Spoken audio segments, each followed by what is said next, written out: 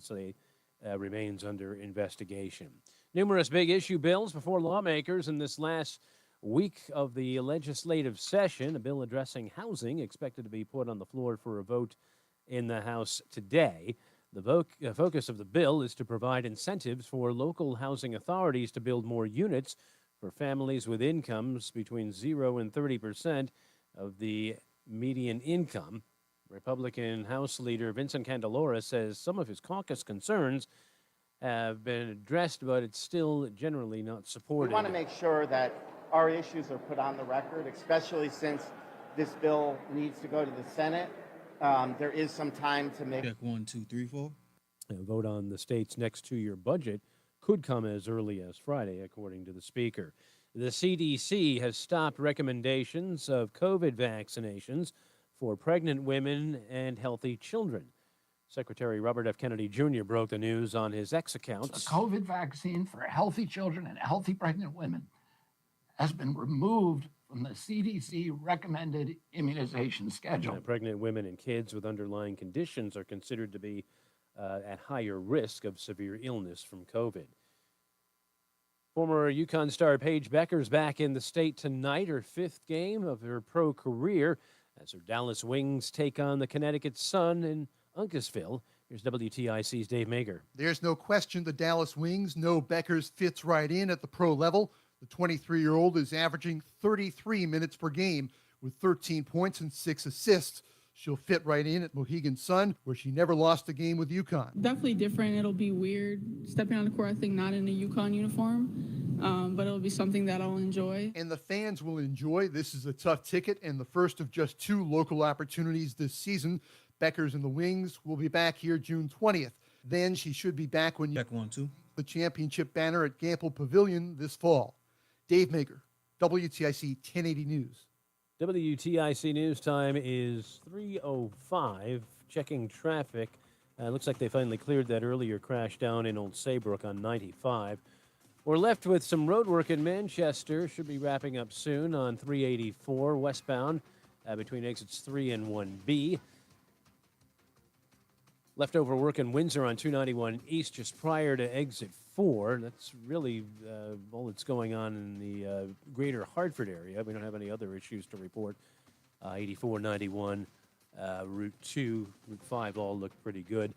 We've got some busier traffic right now building in Fairfield County on 95 northbound. Looks like the delays begin in Fairfield from exit 19, and it'll take you right up to exit 23. Let's check in with the WTIC Weather Center. Well, the rest of our Tuesday afternoon, mostly sunny, a beautiful day to be outdoors, the high of 78. Partly cloudy tonight. It'll be comfortable overnight, the low down to 53. Another nice day for Wednesday, not quite as warm, but very pleasant with a mix of clouds and sun, the high up to 73. A couple of showers late Wednesday night, then cloudy and not as warm with a couple of showers on Thursday. Still quite mild, the high of 68. A couple more showers Thursday night, then Friday we'll have clouds and breaks of sun. It'll be warmer with a passing shower or two, the high moving up to 74 to round out the week. Saturday, a cloudy day with a couple of showers around, the high of 70. Then Sunday, a mix of clouds and sunshine, breezy in the afternoon, but dry, the high of 69 for us on Sunday. I'm meteorologist Jason Caterina in the WTIC Weather Center. All right, market's still going strong this Tuesday. The Dow up over 730 points, the NASDAQ's up over 430, and the S&P is up 114. For these stories and more, go to WTIC.com. I'm John Silva, WTIC 1080 News. Hey, how'd you get your water heater fixed so fast? Aiello Home Services, same-day plumbing. I gave them a call, and they had a plumber on their way. They even sent the plumber's real-time location, so I knew... Check 1, 2. Did you say same day? What's up, That's brother? Crazy. What up? Day Plumbing. Call, click, or text today and say hello at Yellow. Call for details. Licensed for safety. Oh, I gotta forward you a telephone number. Hold on. E118564 S3308699 HIC628926 SM3004646 HOD 635 HOD 223. Governor Lamont and lawmakers. Connecticut's health is on the line. World-class care, a compassionate workforce, and life-saving treatments are at risk. Raising taxes and cutting hospital payments would make care less affordable and less accessible. Help protect healthcare. Support Medicaid rates that cover the cost of care. Don't balance the state budget on the backs of patients. Learn more at cthosp.org. Paid for by the Connecticut Hospital Association. I'm an elder law attorney. 1 minute. Our greatest reward is happy clients telling us that they're very thankful for our help. Hi, I'm Carolyn from Coventry. Recently, my 82-year-old mother had a few falls and ended up in rehab. What we thought would be temporary care became permanent following an unexpected and fast decline. When we applied for Medicaid, it was overwhelming. I didn't know where to start. I contacted attorneys, but none seemed to really know this complex process. I will be eternally grateful to a family friend who recommended Attorney Allaire and the Allaire Elder Law team. From our first meeting, they patiently answered our questions, made sure to understand Mom's situation, then guided us, providing clarity, kindness, and compassion. When we were finally granted Medicaid to cover my mom's care, I felt a huge weight off my shoulders. We had been paying for her care, and were really starting to feel the pressure. I don't know how we could have done that if the Allaire Elder Law team hadn't worked their magic. We would not have gotten to this point without them. Compassionate counsel and proven results. AllaireElderLaw.com.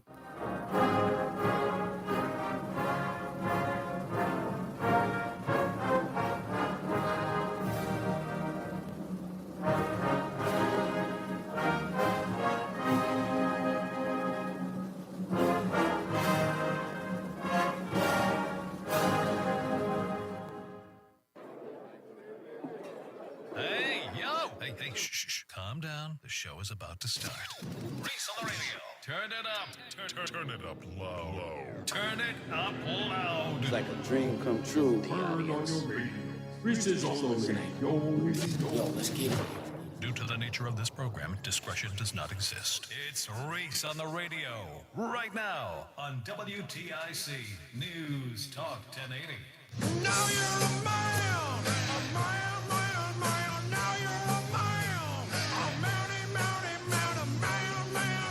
A man. You are now a man. You're a man.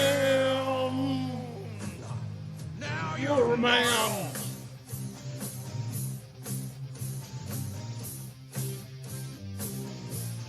Live it. Oh, there's a song from back in the day. Reese on the radio. Right here live on News Talk 1080 WTIC. Oh, we got that echo coming back. That's okay. We'll figure it out over here. It pops in, it pops out, whatever the case may be. We got plenty of news, plenty of views. We got guests today. Mark Fitch, Alex Appel are going to be on the program today talking about their article that came out on Sunday involving the Solomon Schechter School. Again, Mark Fitch, again, knocking it out of the park, doing the stories that mainstream media won't bother to do. He did it, and he and Alex did an incredible job covering the story of Solomon Schechter, better than I could have, better than Mark and West Hartford. It was extended. Even gave some of the history behind Solomon Schechter. And we'll get their reaction on and the reception. We'll talk about a lot more because this appears to be a trend going on in Connecticut. And it is scary that it's happening now.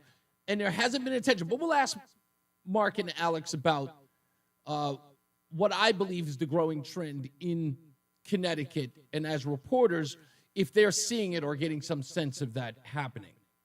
So stay tuned for that. Why did I play that first song? Now You're a Man. I got all of these alerts from the New York Times, which I don't usually pay attention to. When I get these alerts, I go, it's the New York Times. I refuse to jump into the fray of the news media that starts reporting on stories in the New York Times. I'm not that guy. Let the elites, the highbrow, escargot eating, very important people, let them do that. That's not me. I'm ground level. But this one I had to take notice of. Apparently, the New York Times got a hold of this initiative by the Democrat Party. They are spending $20 million to reach a demographic that they have lost overwhelmingly. And that's men. Here was Dana Bash from CNN talking about that. Apparently, she's a friend of the person who wrote the article, who obtained this memo about the $20 million they're going to spend. It went like this. Here's something from the New York Times. This is written by our friend of the show, Shane Goldmacher. The prospectus for one new $20 million effort obtained by the Times aims to reverse the erosion of Democratic support among young men, especially online. It is codenamed SAM, short for Speaking with American Men, a strategic plan, and promises investments to study the syntax, language, and content that gains attention and the virility in these spaces. It recommends buying advertisements in video games, among other things. So you're the man here. I will not make... I'm not going to go into all that other nonsense. So what the initiative is for the Democrat Party is they're going to study men like a bunch of lab rats. And this initiative is called SAM, which stands for Speaking with American Men. Now, I noticed something that probably a lot of people didn't. All of the highbrow, looking down their nose elites probably list something very indicative of the Democrat Party. And that's the name of this initiative, SAM. Did anybody notice that Sam is a unisex name? Yeah, Sam. It's what a lot of girls call themselves named Samantha. So even in an initiative to understand men, they grabbed the most unisex name as its initiative, Sam. As soon as I saw it, I went, guys, we call girls Sam all the time. I knew a lot of girls named Samantha we called Sam. We just did. It's not really a masculine name. Perhaps John, Jack even. No, they went with Sam, which shows exactly how out of touch these folks are. This is the reason why they have to do a study on men and put advertising in video games. Which video games were they planning on putting this on? Maybe Call of Duty? Now, obviously, they don't know any real men. They have no idea what a real man looks like. And if they did, they hate it. When it comes to men, liberals hate them. I mean, don't they? They've spent a hell of a lot of time and effort in destroying men. They label masculinity as toxic. They undermined traditional gender roles. They blame men as an entire group for societal issues. They dismiss the fact that men even have issues. There's a continual cultural shaming in media and social media. And the one true nature of man that they go after is conservatism within men. By the way, by all measures, every shape and size, no matter what demographic they're in, black, white, Latino, Asian, real men tend to be conservative. They just tend to be. And they've attacked that overall. And now they wish to study it, and their interest in it is so they don't lose elections. There's no real interest in men's issues. How could they? If the Democrat Party wants to attract men, this is what it's going to have to do. No. Don't get me wrong. It's not the usual bag. This is something different. Here's what the Democrat Party can do in order to engage men. Convince them that they need the welfare state. That's the only way you're going to win them. Convince them they cannot be left to their own devices, that a work ethic, a sense to take care of, if not protect their family, is no longer masculine. Convince men to ignore what is innate in them. Courting women. Tell them that, hey, if you can't hook up with the girl of your dreams, perhaps a man of your dreams. That's how you're going to have to get them. I mean, do you really think the Democrat Party is going to lean itself or lend itself to the ideas of masculinity in order to court masculine men? No. The only way that they've ever done anything is to get one side to agree with them. That's what they've done. They have beaten men down, watered them down, told them it was no longer cool to be a man and to be more feminine. You're now suggesting to me that this new program is courting men, is they're going to court men by convincing them or convincing themselves that they can be more like conservative men, that they can be more like masculine men? That's never been a Democrat rule. What did we say after the election right here on this program? What did we say what Democrats had to do in order for them to win another election? They had to be more like us. Because being more like them lost them the election. People left them in droves. Young men, young Latino, young Black, young Asian. Sure, they kept college-educated women. That's their core base.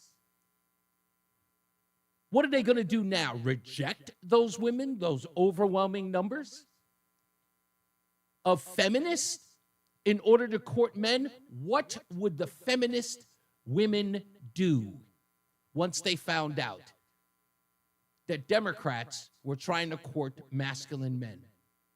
Well, they do what women always do. They'll feign outrage, scream and holler, and then they don't show up to vote. They will then realize that they're being abandoned by the Democrat Party for what? For votes, that they don't really care about their issues. So they're going to have to walk down a very, very thin line. It's a razor's edge. How do we convince college female feminists that we're not going backwards and courting Neanderthal, ape-like, slope-headed men? How do you do it? They can't. This stupid campaign of $20 million is going to be wasted. They're never going to figure out men. They hate them. I mean, they do, folks. They do. Have you seen the recent polling data? Alexandria Ocasio-Cortez and Kamala Harris lead the roost for Democrats. They're the top two candidates for 2028. Alexandria Ocasio-Cortez and Kamala Harris. Men in the Democrat Party are useless. They are. And who's going to be in charge? Who are the masculine men inside this think tank who are going to engage with real men? Oh, no, I apologize. They're not engaging. They're just studying. They're going to hover on the outside. Maybe they'll hang outside of bars. Maybe at sporting events, asking them questions after the baseball or football game, trying to figure out what they like. Hey, sir, how many beers did you have today? Do you like lagers or pale ales? Is that what they're going to do? Is that what they're expected to do? I want to know what this study is like. I'd like to be a part of one of these studies. I'd like to be right in the middle of it and figure out exactly what they are studying. The type of books we read, the places where we go to hang out. Maybe they'll take a couple of MMA classes. The other thing I heard one day that they were going to figure out if there was a liberal Joe Rogan and then prop that guy up. A liberal version of Joe Rogan. What would that look like? Let me think what that would look like. That would look like a man with a beard and a dress. Well, he has to wear a dress. He has to. That's the thing now. Have you been to some of these cities? I've gone all over the country in the last two years. Every time I go to the mall, there's a bearded man in a dress. Just is. It's the new look. Not sure exactly what it's about, but that's the thing. That's what they call liberal masculinity. A little weird for me, but okay. I mean, I saw this guy in a baby doll dress with a beard. He had his hair in pigtails. I'm not kidding. Can you imagine seeing that at your mall? I'm sure you've seen that in the mall. By the way, if you have, tell me which mall. I'll avoid it like the plague. But they're everywhere. This is what they consider masculine. Anyway, back to the liberal Joe Rogan. What kind of sport would he be into? Chess? Oh, it would be the wonderful world of Minecraft. That's what it would be. Minecraft championships. By the way, I never understand you kids and you play that game. I'll never understand it. That's just me. I don't understand. I'm not figuring it out. I'm a guy. I don't even play video games, to be honest with you. I played Madden for a lot of years, but I'll never go back. Just not going to do it. $20 million to study men, not talk to them, not visit them, not engage in a conversation, probably because they wouldn't know what to talk about. So, what's new in drywall? That's what I expect these people to say. That's what I would expect from these people. Who's conducting the study? Who are these groups? Have you seen some of the people who are in these liberal think tanks, these thought leaders? Have you seen any of them? The biggest names in the Democrat Party when it comes to men, folks, are all gay. They are. And if they're not gay, they're suspicious. They are. Beto O'Rourke, manly, suspicious. I go suspicious. Pete Buttigieg, gay, we know. Tim Walz, married, jazz hands. Ambiguous. Who else they got? Well, we got Gordon Gekko. That's Gavin Newsom. I mean, he's probably straight, but not manly. Not manly. He looks like a guy who shaves his chest. You know he does. You know he does. Clearly manscapes, just that kind of guy. He's probably one of the first guys to buy Axe.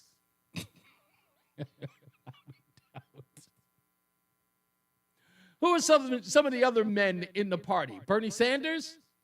Clearly not gay, but not masculine, if you get my meaning.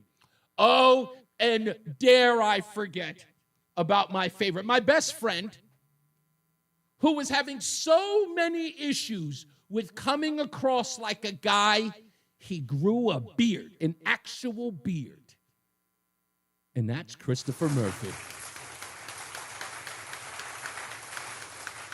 God bless him.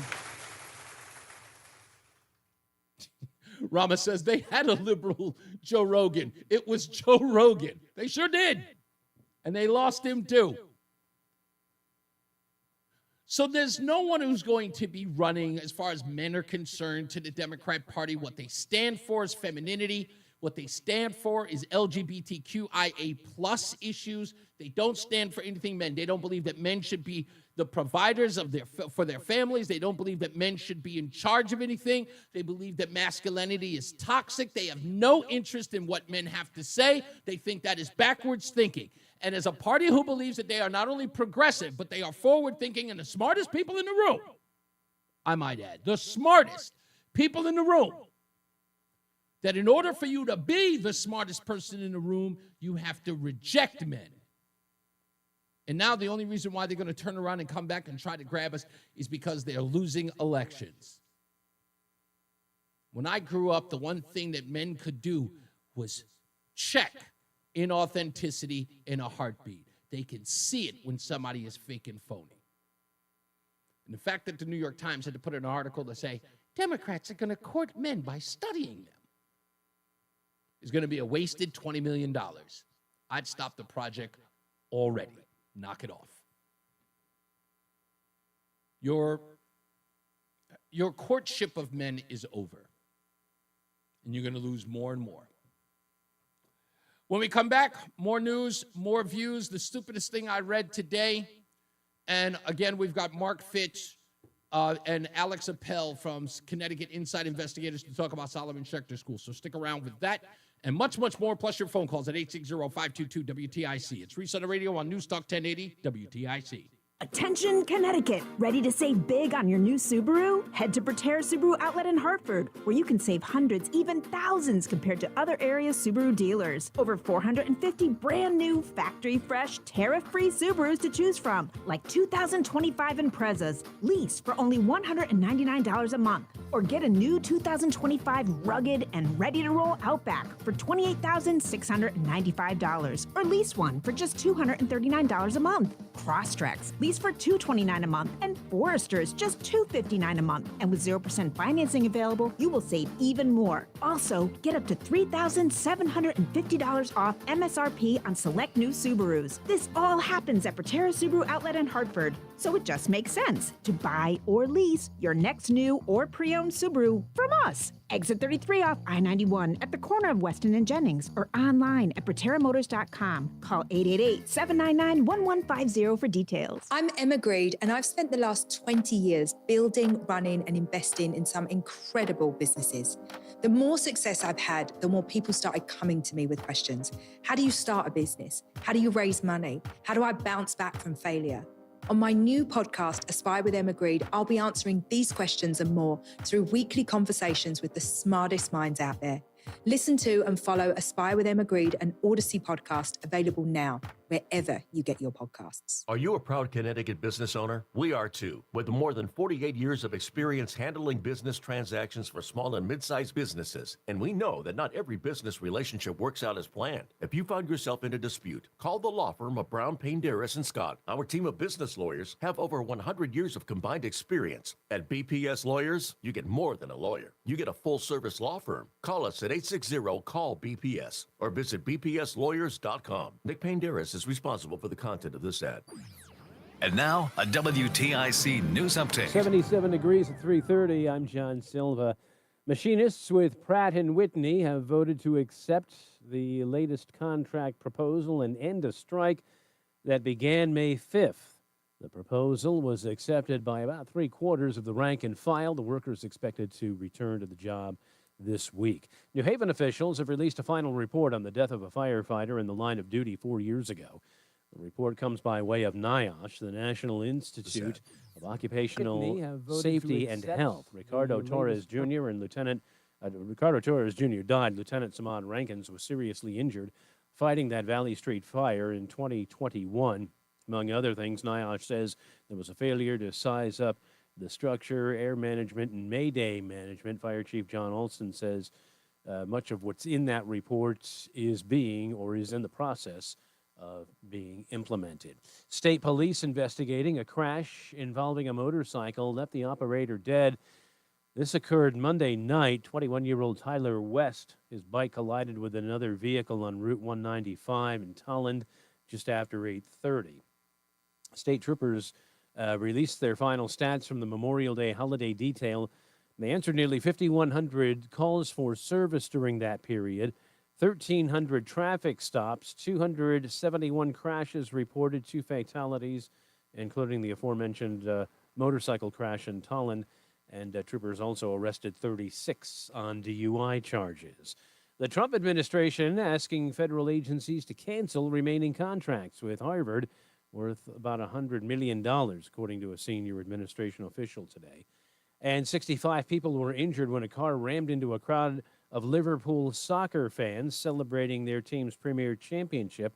11 in the hospital remain hospitalized today. The assistant chief constable there says one suspect is in custody, but it is not terror-related. WTIC News Time, 3:32. Here's the forecast. For the rest of our Tuesday, mostly sunny, beautiful day, the high of 78. Partly cloudy tonight, the low tipping down to 53. Another pleasant day for us on Wednesday with a mix of clouds and sunshine, the high of 73. Thursday, cloudy, not as warm with a couple showers around, the high 68. Then Friday, clouds and breaks of sun, it'll be warmer. Still a passing shower or two around, but the high up to 74. I'm meteorologist Jason Caterina in the WTIC Weather Center. Half hour before the close, the Dow up 688 points, the Nasdaq's up 411. I'm John Silva, WTIC 1080 News. We promise fast, friendly, reliable service. Visit us at calljoetheplumber.com. At Progressive, we're making things easier. We'll help you bundle your home and car insurance together so you can save on both. Learn more at progressive.com or 1-800-PROGRESSIVE.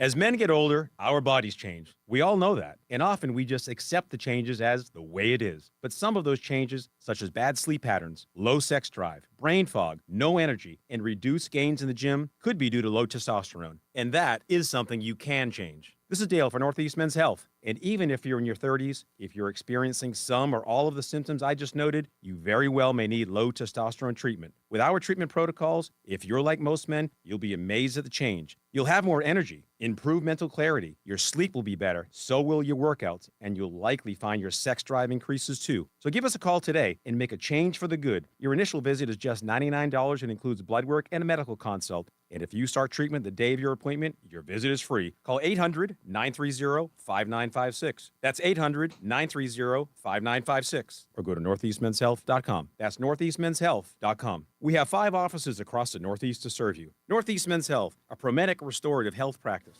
Mark Nielsen, former Danbury State Senator, with something for Connecticut to consider on the state budget being written in Hartford. This is Mark Nielsen. Governor Ned Lamont is 100% right to prioritize the fiscal guardrails that have finally started to reduce our debt and improve our state's financial health. State budgets should be like family budgets. If family income goes up in one year, great, but let's not act like the increase will necessarily be permanent. Reducing state debt and building a reserve makes sense. That's the idea of the state spending cap that I and others introduced back in the 90s. We've seen proof that common sense spending policies are good for the economy and jobs. There will always be some argument for busting through a financial guardrail, an urgent crisis, crazy DOGE slashing in Washington. But Connecticut is finally pulling itself out of a hole created over decades. Let's not go back. That's something to consider, Connecticut. Paid for by Mark Nielsen. Here at the Almond Joy Factory, where tropical vibes abound, we use soft, fresh-tasting coconut. The crunchiest almonds and delicious chocolate candy. Ah, but do you know what our most important ingredient is? Sometimes you feel like a nut. Sometimes you don't. Almond Joy's got nuts and something even way better than that. Yes, Almond Joy is made with almonds and joy. I really need funding to expand my inventory. Swish Funding can help you expand inventory, upgrade equipment, and boost your cash flow. Well, okay, but I need funding fast. Swish Funding provides funding from $25,000 to $2 million with payment terms tailored to your needs and cash in your account in less than 24 hours. So what's the catch? No catch. If you've been in business for at least 1 year with monthly revenue of $50,000, you could qualify. Just go to swishfunding.com to apply. That's swishfunding.com. Discover hospitality at its best at Hartford's Greek Festival. Join us May 29th through June 1st and enjoy Greek food, wine, music, Greek beer, and a variety of vendors at St. George Greek Orthodox Cathedral, Hartford. Explore your inner Zorba and dance to the music of 2 bands. Try our moussaka, souvlaki, iro, spanakopita, pastisio, all homemade. Sample the rich taste of baklava, finikia, lugomades, exotic desserts, even more delicious than they sound. On our back patio, relax in our taverna on Friday and Saturday evening with its own bar, band, and authentic taverna appetizers. Indulge in Greek hospitality and unwind. Eat with us, dance with us, sing your troubles away. May 29th through June 1st. Free admission, rain or shine, at St. George Greek Orthodox Cathedral, Fairfield Avenue, Hartford, across from Goodwin Park. Yasu! Staples presents that. I was taking my side hustle full-time. Bold move, my friend. And I needed to find everything in one stop. Like finding Bigfoot riding a unicorn. Yes, so I hit the Staples Easy button. Staples had everything for a new office and print services for signs and brochures. Plus, Cindy, the Staples associate, helped me find the best tech for me. Wait, no drama? No, Staples made it easy. For the products, services, and experts your business needs. Staples. That was easy. In-store, online, and on the app. David was in big trouble with the IRS. At first, I didn't owe that much, but after this year, it was out of control. Then David called Get a Tax Lawyer. Right away, they were like, oh yeah, looks like you're qualified to save. Get a Tax Lawyer went to work. Should have called way sooner. Get a Tax Lawyer has helped David fight the IRS and get a fresh start. Call 800-745-3070. That's 800-745-3070. Reese on the radio, making sense of the news. Yeah, even when it makes no sense at all. Now on WTIC News Talk 1080. Just to make sure we get some housekeeping in order, remember, folks, even though you can watch the show on Facebook and on Rumble, if you want to chat, you got to go to reeseontheradio.com. That's REESE on the radio.com. There's a chat room that's available for you on the site. Go directly there, and I can get everybody's comments. You can watch it on there. You don't have to go to your Facebook page or any of that good stuff. You can go there for alerts and all that good stuff. But to watch the show, you can now go to reeseontheradio.com. The new and improved reeseontheradio.com, I might add. A lot of change-ups, designs, more stuff coming, of course. I'm going to be doing a little more blogging on there, a little more content on reeseontheradio.com because it's important that I do. I want to keep this, keep the site as fresh and new as possible. And I do it all myself. So, I don't pay for a staff. It would be meaningless if I do. I try to see the comments in Facebook because they're all over here. And I want to read a couple while you're here. Eric is in the Reese on the Radio page. And Eric says, you plan on joining the girls' shot put team? I don't know what that's supposed to mean. Men are simple creatures. We like to get our hands dirty. We like to be respected. We like to eat. We like boobies. End of study. Which, look, I totally get that. It's as simple as that. Like, this isn't, you don't need $20 million to study men. Like, no matter where you go, no matter where you've ever been, I like comedians. I'm a big comedian fan. And what's a comedian's job to do? Make observations of the most, obvious things and make them funny, right? And sometimes to exaggerate them, but it's to point out those little observations that we may miss. And what Eric just says there is so simple. You can figure out a guy. Every woman in the world knows how to figure out a guy. And when comedians talk about it, even female comedians talk about it. By the way, I love when a female comic talks about their relationship with men, and their thesis is always about how simple we are, because it's never done in an insulting way. A real woman who understands men knows that simplicity should make it easy for a woman to deal with him. You know what I mean? It's like, it's real simple. This is not a slight, women, but you know it to be true. I don't have to tell you, you know it. Women complicate things because they're cerebral, right? It's like the slightest thing that a guy can say can turn into a million bad things. It just does. If my wife says to me, did you like dinner? And I say, yeah, it was good. That in and of itself means she failed. And she goes, it was just good? And my response to it is, again, because I'm trying to figure it out, should I have used another word, or should I have called it spectacular? Should I have said something? Should I have used other adjectives? Like, what should I have done? But again, it's, as my wife likes to say, it's about tone. The tone means a million things. Where I'm just going, I just said it was good. And when I hear female comedians talk about that, I'm often impressed that they figured it out. And I immediately make my wife listen to it. See, listen to this. This is simple.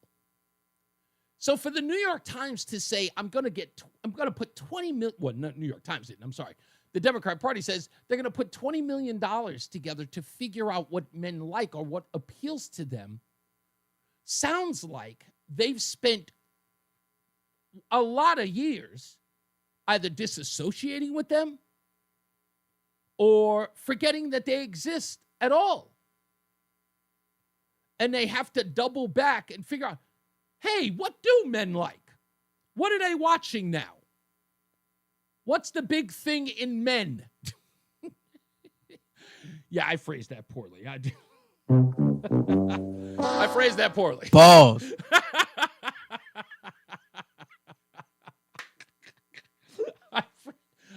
As a guy, I heard that immediately after I said it. I went, nope, that came out wrong. What all the kids in New York say? Hey, yo. Hey, yo. Yeah, I knew that right off the bat. Anyway, let me start over. This is real. It's not rocket science. It isn't. And I'm not even the kind of guy, I'm not the kind of guy that says I've figured men out. I'm a guy, and it's hard for me to figure myself out sometimes. I remember my favorite thing, I don't know if any husbands out there do this. Have you ever asked your wife, hey, honey, do I like this? I do that all the time. Oh, do I do that? Now, I know, Roland, you've never, ever done that. You know what you like and what you don't like, right? Like, you can figure that out in a heartbeat. You don't have to ask anybody. You're pretty set in what your thing is, whatever that thing is. Like, you've never had to ask your wife, hey, sweetie, do I like chickpeas? Like, you never. Oh, no. You never had to say anything like that, right? Okay. No. I do. I have no idea what I like. I don't. It's you. No, I don't know, but that's my thing, is that I will ask my wife in a heartbeat.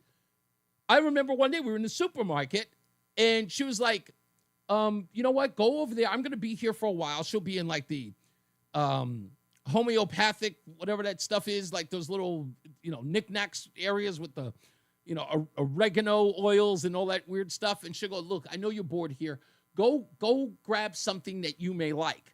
And I'll go walking through the aisles, and I'll see something, and I'm like, that looks good. I wonder if I like that. So I have to go to my wife, and I go, sweetie, do I like these? And she's like, what are they? And it looks at her, and she goes, yeah, you like those. I'm like, okay, then we'll get those. Because I don't know. I really don't pay attention to that stuff. All I know is you put up, this is true. I don't know about other guys. You're going to have to clear me up on this one.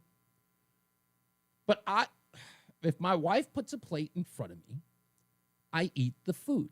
I don't complain about it. I don't even, she could put liver on my plate with succotash, and I will eat it and not complain.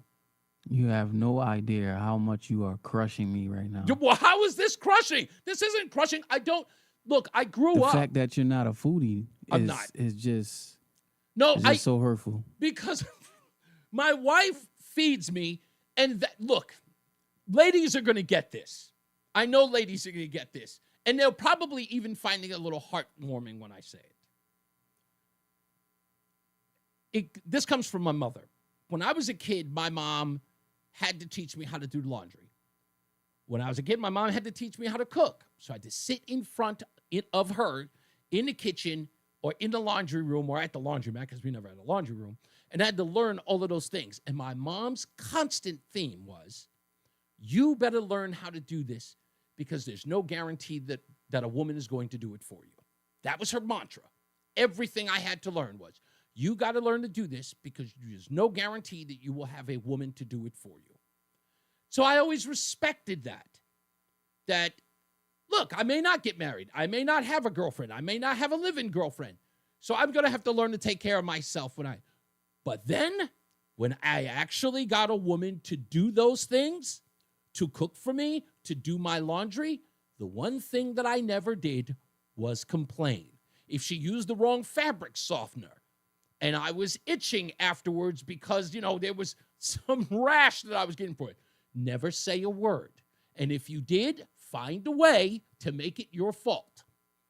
But never criticize a woman who is willing to do those things for you. So when my wife would come in and make me dinner, she'd come and give me a plate, she would say something like, in fact, Roseanne does it all the time. She goes, I didn't really like it, but tell me what you think. Now, I say to her every time, you know you're not going to get a complaint from me. She goes, yeah, but I really want your opinion. That's never going to happen. I'm going to eat this food and I'm going to enjoy it. And I do just that. And she responds by going, what did you think? It was good. She goes, you really thought it was good? I'm like, yes. Yes, I did. I don't have an opinion. Good food. You cooked. Thank you. Never look a gift horse in the mouth. You just don't. And I believe that men are really like that. I don't believe that I've never in my lifetime have I ever believed that a man would sit there and nitpick about a meal that a woman prepared for him after she did. Like a real man, in my view, would never do that. Eric says, I am blatantly honest. So you would complain if it was too salty? It was that. How about you, Roland, before we go to a break? Would you complain if your wife could prepared a dinner for you that you didn't particularly like? Would you tell her, or would you keep it to yourself? Absolutely tell her. You would? Absolutely. Because I can cook my own meals. Well, so you'd run the risk of upsetting her, so that because you can make your own food. Well, I expect the same thing if I made something that she was like, oh, that was the last time you made it. It tasted like this and it was good, but this time it seemed like something was off. Maybe it was a little too salty or not enough salt. I don't know. So I expect that when I'm making a meal, I expect that like that 100% honesty feedback. So I give it as well, which is why I only eat certain things, because so you do have certain food that you eat. Yeah, I'm used to a high quality of flavor. So if it doesn't have a high quality of flavor in it, most likely I won't enjoy it. You snob. You absolute snob. You're such a snob. Goodness gracious. Michael A. says, I usually ask her that when she drags me out shopping. I don't know. To me, in my view, I couldn't do it. I don't expect her to make 2 meals. Well, that's probably, look, my wife does all the cooking in the house, and I will never complain. And as long as, like I said, as long as I have a woman who is willing to get in that hot kitchen and cook for me, I won't complain about whatever it is. It'll never happen. It's just not my deal. Anyway, we'll take a break. We'll come back. More news, more views. We're going to do something a little different today. If you would like an opportunity to get a dozen bagels a month for 6 months, you can call anytime during the show. And I'll tell you in the next hour exactly how you can do it. You can win a dozen bagels a month for 6 months, courtesy of Between Rounds, the Bagel Bakery and Sandwich Cafe. We'll be back. More news, more views. And coming up very soon, Mark Fitch and Alex Appel of Connecticut Inside Investigators is going to be joining us to talk about Solomon Schechter School. All right, so stick around. We'll be back. Reese on the Radio, News Talk 1080 WTIC. I'm Ed Evans, CEO of Consumer Cellular. No, we're not one of the big guys. Truth is, we don't want to be. If you're over 50, Big Wireless probably has you paying for more data than you might need. You could be throwing away thousands over a lifetime. We're not here to be the biggest. We're here to bring you something we believe is better. Our plans start at just $20. You'll get the same fast nationwide coverage without the big wireless bill. Call 1-888-FREEDOM, visit consumercellular.com/fax or a store near you. Plans include $5 credit for auto pay and e-billing. See site for additional facts. Now is the perfect time to start on your next success. An accredited state university, University of Maryland Global Campus offers online and hybrid courses. Plus, you can earn up to 90 credits toward a bachelor's for prior learning and work experience, or transfer up to 12 credits toward a master's. No application fee if you apply by May 30th. Learn more at umgc.edu. Certified to operate in Virginia by Chev.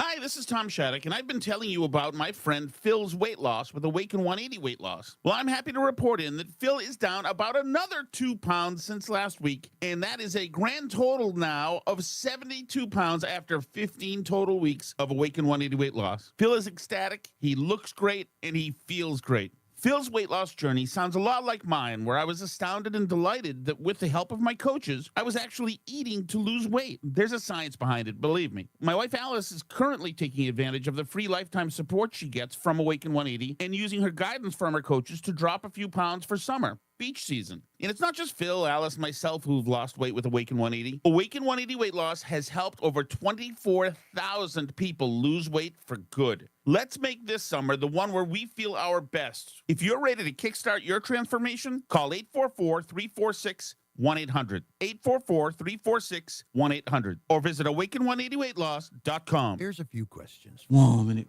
California psychics. Do your workdays seem to go on forever? Is your career progression as fast as downtown traffic? Or does your boss still not know your name? Hey, you, Tina, Lisa, Sheila, whatever. Get that report to me by lunch, okay? It's Carrie, ma'am. Just get it done, Terry. It's time to read the career warning signs and talk to California psychics. We're always on hand to give you the career guidance you need. You see, we only connect you with the very best. In fact, 98% of the psychics who apply to work with us don't make the grade.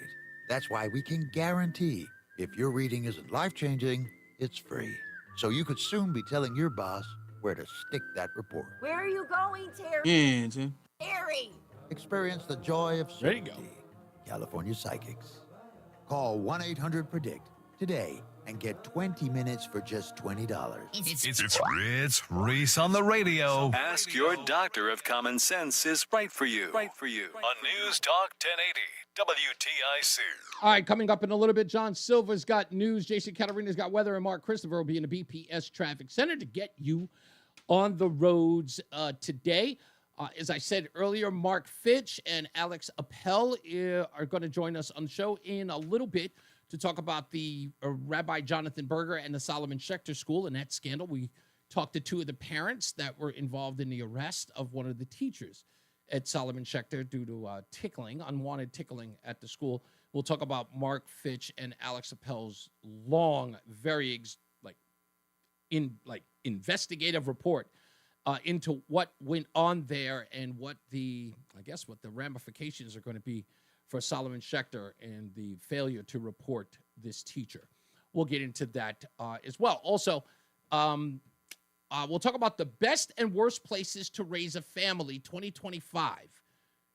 That's coming up very shortly, too. And it's interesting. Connecticut is on the list, but it ain't good. It really ain't good. We'll talk about that as well. Let's get to the phones, 860-522-WTIC. Let's go to Mia in Windsor. Hello, Mia. Hey, Reese. How are you? Pretty good. What's going on? So this is the first time I've ever called. Okay. The first time I've been compelled to call, I have to say. I am a Black woman. I'm from the Bronx. I disagree with you most often. Okay. But this conversation about not complaining, I have to say I 100% agree with you. What is going on, Mia? You mean it's a point that I agree with? I had to call in. Mia, listen. This is one of those things where I know this is easy. This is low-hanging fruit because I'll tell you this. My mom, actually, when I became a teenager, my mom stopped cooking on Fridays. And we had to either order pizza or we had to fend for ourselves. And that also gave me the sense of appreciating having somebody who was willing to slave, as my mom always called it, slaving over the stove for you. So, and I think that, look, cooking, as Roland often says here, cooking is the language of love, right? True. So when somebody cooks for you, it is not a good idea to crap on it. Absolutely. And I am a person who does not cook for everybody. So if I choose to cook for you, it should be appreciated because I guarantee I will never do it again if you complain. Well, Mia, first of all, two things I want to congratulate you on. One, the fact that even though you don't agree with me, you still listen to the show. That sends chills down my spine. I love every bit of it and continue to listen. It does. I believe in listening to opposing views to find out where they're coming from and to see if there's anything that I can learn from them. Well, Mia, do not in the future, do not be shy, because if there's something out here that I'm saying that you disagree with, I want to be challenged. That's what this show is about. It's not about agreeing with me, right? What I want people to do is to think, and if they think differently, I definitely want them to share. The second thing I want to do is I want to say, if I could, I'd like to give you a dozen bagels a month for 6 months, courtesy of Between Rounds, if I could. He's in New York, though. I do have one question for you. What's that? Real quick. Real quick. I wonder why it is that when men call in, you call them sir, and you say, thank you, sir, and what can I do for you, sir? But you never call women ma'am. Why is that? Because the last time I did it, a woman lost her mind on me.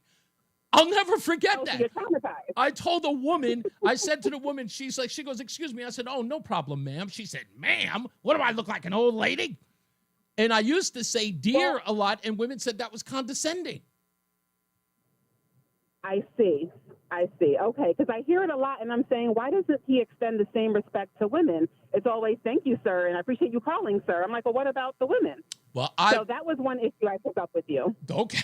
You know what? I'm going to put you on hold, Mia. We'll make sure we get your information. And I appreciate that. Let's get our first check of the weather and traffic with Jason Katarina and Mark Christophers at the BPS Traffic Center. How are we doing, sir? Hey, Reese, thank you. Good afternoon to you and to everyone. And if you're heading into downtown Hartford right now, and you're on the southbound side of I-91, look for slow traffic now as you move down from exit 36 down to 32A and B in Hartford. Northbound side 91 moving well, Cromwell through downtown up in Windsor. Westbound 84 a little tight, Bulkley Bridge to 47 Sigourney. 84 eastbound slowing about a half mile before 46 Eastern Avenue into the tunnel. 291 eastbound is slow, I-91 over to the Bissell Bridge. If you're traveling to eastbound, that looks good. Glastonbury to Marlboro. 9 northbound a little tight. Harbor Park up to the Aragoni Bridge. 84 eastbound, Waterbury slowing by 18. Again, some slow traffic, 26 down to the 691 interchange. Westbound 84 slowing 26 to 25. Cheshire into Waterbury again from 22 to the Mixmaster. 84 eastbound in Danbury slowing by exit 3. Again, some delays from 9 to 11 in Newtown on the eastbound side of 84. South 95 New Haven running a little slow, 46 down to 44. Traffic and weather together on the 8's WTIC News Talk 1080. Brought to you by Staples. How many times have we all said, that was easy? Well, the Staples Easy button is back, and it's got us saying it again for custom prints, shipping services, even passport photos. Plus, quality products delivered next day to over 98% of the U.S. Staples, that was easy. WTIC weather. For the rest of our Tuesday, mostly sunny, beautiful day, the high of 78. Partly cloudy tonight, the low tipping down to 53. Another pleasant day for us on Wednesday with a mix of clouds and sunshine, the high of 73. Thursday, cloudy, not as warm with a couple showers around, the high 68. Then Friday, clouds and breaks of sun. It'll be warmer, still a passing shower or two around, but the high up to 74. I'm meteorologist Jason Katarina in the WTIC Weather Center. WTIC is celebrating 100 years on the air and 100 years of serving Connecticut. This is WTIC and WTIC FM HD2 Hartford, an Odyssey station. 4 o'clock, Hartford temperature 77 degrees. Good afternoon. I'm John Silva. WTIC 1080 News. Workers at Pratt & Whitney today ratified a new contract putting an end to a 3-week-old strike. Those with the International Association of Machinists and Aerospace Workers voted to accept that contract. The workers walked off the job on May 5th in a dispute over job security, better wages, and retirement benefits. They are expected to return to work this week after that vote earlier today at the Oakdale Theater. The picketing was continuing at the East Hartford and Middletown campuses until that ratification vote earlier today. A report is out on a New Haven fire that left a firefighter dead and a lieutenant seriously injured. Ricardo Torres Jr. died May 12, 2021. Lieutenant Samad Rankins was injured. They were battling a house fire early that morning on Valley Street. The report from the National Institute of Occupational Safety and Health says there were issues when it came to sizing up the structure and Mayday management, among others. Torres became disoriented and died from asphyxia, it was determined. New Haven Fire Chief John Alston says they've revised standards for a rapid intervention crew prior to the beginning of interior operations going forward. At the Valley Street fire, a RIT company was assigned, but the RIT company also went to work. What we've done now is, since that time, is we've assigned a second truck company to those incidents, and their principal job is to be the rapid intervention crew. Now, Alston says the report will be examined thoroughly and that recommendations are already or are in the process of being implemented. The Trump administration wants to cancel all contracts with Harvard and an escalation of a dispute between the president and the nation's oldest university. The president of Harvard University said, yes, we have problems. We want to address them, but terminating these research contracts and grants that benefit the entire country when there are major medical breakthroughs, scientific breakthroughs, he argued that doesn't help anyone. It's correspondent Nancy Cortez at the White House. A U.S.-backed group opened an aid distribution center in southern Gaza today. And correspondent Cammie McCormick tells us there was chaos. At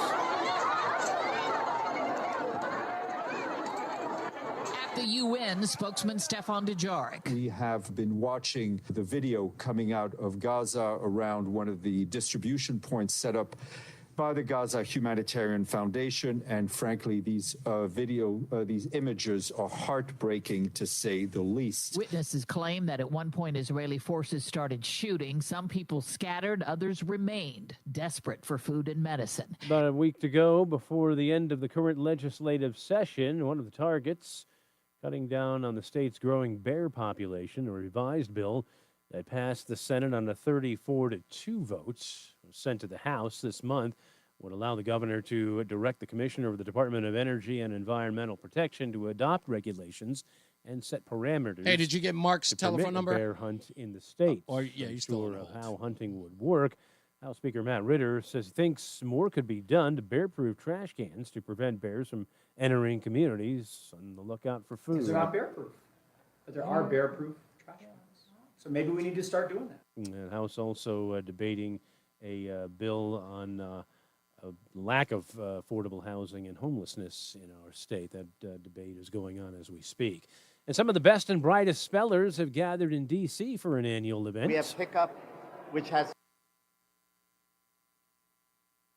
Scripps is celebrating the 100th anniversary of its National Spelling Bee. 243 students began sounding out to themselves and sang aloud some difficult words.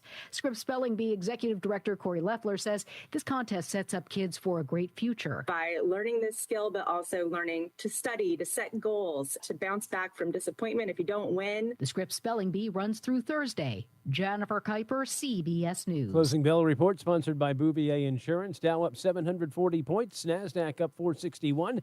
S&P up 118. For these stories and more, go to WTIC.com.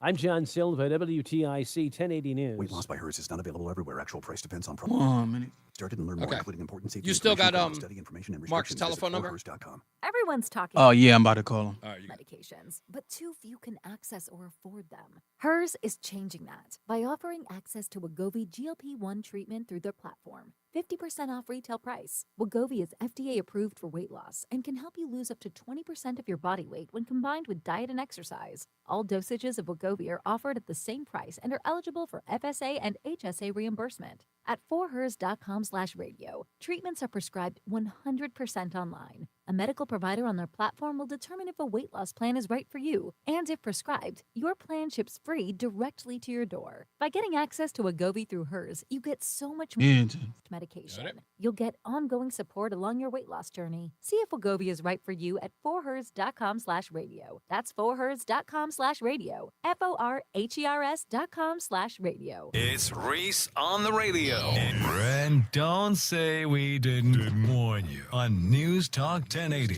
WTIC. We're back. It's Reese on the radio. As you heard the big voice say, we have got Mark Fitch and Alex Appel are on hold right now. We'll get to them in the next talk segment, and we'll talk to them about the Solomon Schechter School and a report that they did in Connecticut, Inside Investigator. You can read the story yourself. It's the lead story on the website at insideinvestigator.org. Mark Fitch, who is, pretty much, this is like the home of Mark Fitch at WTIC. And I'm very excited to talk to Alex Appel as well. I haven't spoken to her yet, but this story is one that we covered here about the abuse allegations against a teacher at the Solomon Schechter School, and apparently a long history of this going on at several schools. I think there was another case in Long Island. We'll talk about that a little bit as well. So there was a story that I'm going to sort of associate with my conversation with Mark and Alex. and that is the best and worst places to raise a family. Apparently, there's a new article that came out talking about the best and worst places. It's a place called Wallet Hub that did the story. And they put up a list of all of the places that are, best and worst. Well, the worst places showed up were Connecticut. In the 140s and 160s were New Haven and Bridgeport were the worst. But when I looked at that list, I said to myself, well, it's got to be, Connecticut, someplace in Connecticut that's on the best, right? On the top. No, nowhere. Bridgeport came in at 161, and that was 161 out of 182. New Haven came in at 145. There is no other Connecticut town that showed up on the list as like in 1 through 20. Those would be the better ones. No place in Connecticut showed up. That's interesting. Anyway, well, let's get another check of the weather and traffic with Jason Caterina and Mark Christopher in the BPS Traffic Center. Hey, Reese, thank you very much. Good afternoon to you, and good afternoon, everyone. If you're heading into Hartford right now, this traffic report being brought to you by Columbia Implant Center in Manchester, and the southbound side of 91 slowing 36 down to 32 A and B in Hartford. Looks real good. 91 northbound Cromwell up into Windsor. Westbound 84 just slightly slow. Bulkley Bridge to 48 Asylum. 84 eastbound running slow from 46 Sisson Avenue into the tunnel. 291 eastbound's losing speed. I-91 over to the Bissell Bridge as you head towards South Windsor. 2 eastbound's okay. Glastonbury into Marlborough. 9 northbound a little slow at the Aragodi Bridge. 84 eastbound in Waterbury slowing by 18 again. Slowing 26 in Cheshire down to the 691 interchange. Westbound 84, some tight traffic, 26 to 25 in Waterbury. 84 eastbound Danbury slowing by exit 3. Again, 84 eastbound slowing 8 to 11 as you move Danbury into Newtown. Southbound Parkway slowing as you approach the West Rock. 95 southbound slows 46 down to 44 in New Haven. Stuck in traffic again? Don't waste another minute. Columbia Implant Center in Manchester gets you in and out fast, often in just one day. Open 7 days a week. Get your smile back now. Columbia Implant Center, ColumbiaImplantCenter.com. Traffic and weather together on the 8s. WTIC News Talk 1080. WTIC weather. Partly cloudy tonight, the low down to 54. Nice day again on Wednesday with clouds and sun, the high 77. Cloudy, not as warm Thursday, couple of showers, the high 68. And Friday, clouds and sun with a passing shower or two, but warmer again, the high up to 74. Right now, it's 73 in Danbury, 72 Bridgeport, and 77 in Hartford. I'm meteorologist Jason Caterina in the WTIC Weather Center. The Travelers Championship is back June 18th through the 22nd. Catch Rory McIlroy, Xander Schauffele, Justin Thomas, and defending champ Scotty Scheffler at the Northeast-only PGA Tour signature event. Get your tickets now at TravelersChampionship.com. Join us this Sunday for Tumalo Financial, your go-to for retirement planning and taxes. Tune in to the father-son duo from 7 a.m. to 8 a.m. or catch replay from 5 to 6 p.m. Tumalo Financial, retirement planning with integrity on WTIC News Talk 1080. We promise fast, friendly, reliable service. Visit us at calljoetheplumber.com. Concerned about your gums? Columbia Dental's expert periodontists specialize in treating all gum conditions, helping you achieve a healthy, confident smile. Open 7 days a week. Call 860-645-0111 or visit columbiadental.com. Here at ALO, we believe hearing solutions to your main drain problems shouldn't cost a thing. That's why we offer free mainline drain camera inspections and free estimates on sewer line repair or replacement. Contact the trusted professionals at ALO when you call, click, or text today and say, "Hello, ALO." Call for details. Licensed for safety. P10277-688, D10401465, E1185643, S3308699, HIC 628926, SM 3004646, HOD 635, HOD 223. I really need inventory. Swish Funding can help you expand inventory, upgrade equipment, and boost your cash flow. Well, okay, but I need funding fast. Swish Funding provides funding from $25,000 to $2 million with payment terms tailored to your needs and cash in your account in less than 24 hours. So what's the catch? No catch. If you've been in business for at least 1 year with monthly revenue of $50,000, you could qualify. Just go to swishfunding.com to apply. That's swishfunding.com. The success you've already had matters at University of Maryland Global Campus because we're a school for real life. An accredited state university, UMGC lets you earn up to 90 credits toward a bachelor's for prior learning, life, and work experience, or transfer up to 12 credits toward a master's. We offer affordable tuition and online and hybrid courses. No application fee if you apply by May 30th. Learn more at umg.edu. certified to operate in Virginia by Chev. President of the Chris Murphy Fan Club, Reese on the Radio, on News Talk 1080, WTIC.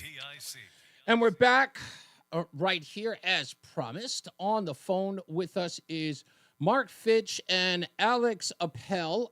How do I get them both on the can I do both at the same time? Yeah, you gotta do the yellow lock in. Okay, so I'm gonna do the yellow lock in, and then I can do, I don't even know how to do that. Okay, there it is. Got it. And there's Mark Fitch, along with okay. I hung up on Alex. Alex, give me a call back. I promise I will get you on the line. That's her right there. So I'm just going. Do I just pick up on Alex right now, even though I have it on there? Is that what I did? No. Hi, Alex. How are you? We'll get Mark here in a second because you're new. We'll go directly into you, and then we'll figure out how to get Mark into the call. My apologies for that. Just the first time I'm getting both on there. So we've never spoken to you before. At least I haven't spoken to you before, Alex. We'll figure out how to do this thing with Mark in a second. And if you could, Roland, should I put them on hold and you get them both on, or would that work better? Since we're kind of to do what you're trying to do, you have to do it. Tom does it all the time. I just don't know how to. Okay, so I need do it from this end. All right. So obviously, I'm not going to be able to do it this way. I may need to have to go back and forth to both of you, but I'll figure it out. One of these things will work out as it is. So, Alex, you and Mark do this article about the Solomon Schechter School, and this is about a teacher who was arrested after a long, exhaustive exchange between one, if not two, maybe possibly three parents trying to get Rabbi Jonathan Berger to act on the concerns of these parents when it involves their children. Am I accurate there so far? Well, first, thank you for having me. And second, actually, I believe one of our sources says it could have been as many as 4 parents who had issues. But yes, you are accurate. Okay. And from what we've learned so far about this, I mean, aside from just the arrest, but because one of the parents kept not just email exchanges between her and Rabbi Berger, but also voice recordings and conversations with the rabbi, which in essence gave the impression that the school was going to handle this in-house and through their own attorneys instead of reporting this to the proper authorities, be it DHS or the West Hartford Police. Is that accurate? So they did file a report to the proper authorities, but yes, their first instinct was to handle it in-house. And when they finally made that report, it was anonymous. And it seems like the nature of that report did not raise any concerns, even though when the same incident was reported by a different school, DCF immediately jumped on it. But yes, that's mostly accurate. Yeah. So what I'm gathering here from this so far is that, and we're seeing this a lot. And I'll get to Mark in a second to ask him about that part about this, because he's covered this just as well as I have, and he and I have had conversations. But what I'm starting to get from this, and what we're seeing in a lot of cases involving children, not just like alleged molestation issues, but we're talking about acts of violence and things like that. We are not getting school officials to do what they're mandated to do, and that is to report these incidents to the proper authorities, be they DHS or DCF or the police department. Are we seeing, is there an uptick in that from what you're seeing, Alex, so far? Is that like sort of become commonplace now? Or are we seeing more and more reports that associate with that? I cannot speak to that. As you said, Mark, this is much more of his area of expertise, but I cannot speak to that. Okay. Let me get to Mark real quick. I'll put you on hold because we haven't figured out how to do this yet. I thought we could do a conference. My apologies. Hold on for me. Let's go to Mark Fitch, my good friend. How are you, sir? Hey, I'm doing good, Reese. Thanks for having me on. No problem. So back to you on the question that I asked Alex. Mm-hmm. We've seen so many cases. I think it was we had Cromwell was a situation where 2 young ladies were assaulted they believe racially assaulted, and spat upon, hit, and discriminated against. And the Cromwell School, there was no report that was made. In fact, the girls, there was a Reddit posting by one of the girls that gained the attention of the news media, Fox 61 in particular. We're seeing this in a lot of cases where there is no so-called mandated reporting, as we are seeing in this case at Solomon Schechter. There was this sort of anonymous reporting, but not by school officials. Yeah, and in this case with Solomon Schechter, the anonymous report came, at the behest of the mother involved. Like she was really pushing, and the Schechter officials were basically like, "Well, listen, we did our own thing. We don't see any issue here. We can assure you that and we have to remember this is tickling. It wasn't, right. DCF, said, hey, listen, tickling doesn't rise to our standard of something that we're going to substantiate. So they didn't. And so when the school was looking into it, they're like, all right, tickling, we can't sit there and say that's a big deal. We told him to stop. Mm-hmm. But I think if you actually read the story and see that, this is not the first time this came up. Right. And when we start talking about, are we seeing people not, following through on their mandated reporting? Well, the teacher involved here was arrested again in April for something that had happened at another private school prior to Solomon Schechter that also involved tickling. Right. And it was almost the exact same story at that school, this St. Gabriel's school in Windsor, where a mother became concerned, brought her concerns to school officials, and they kept downplaying it, saying, no, it's not that big a deal, not that big a deal, not that big. And then, and finally an arrest happens, and now it becomes a big deal.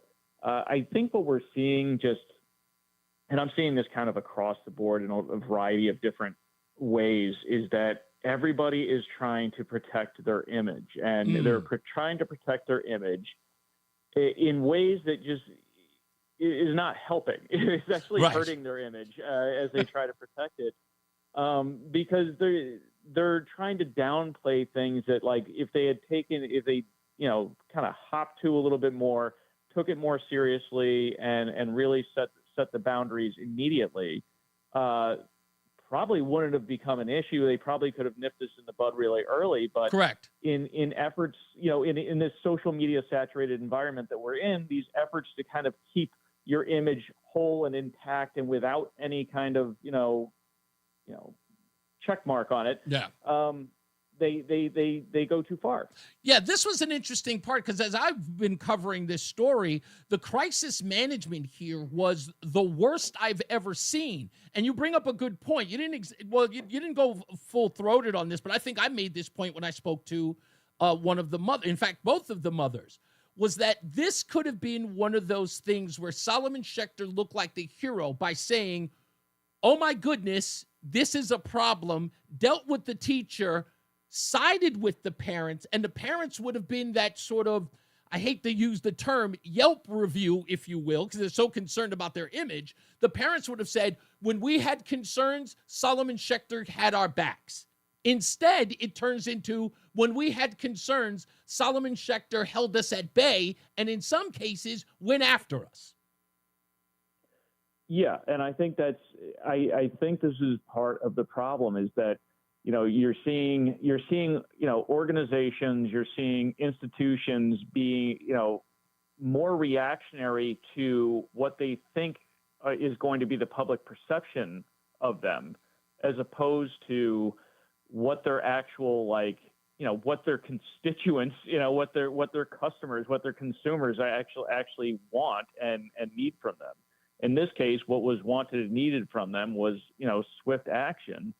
And, in this case, and one of the things I always struggle with in doing stories like this is okay, it was just tickling, right? Yeah. But why did he keep doing it? Yeah.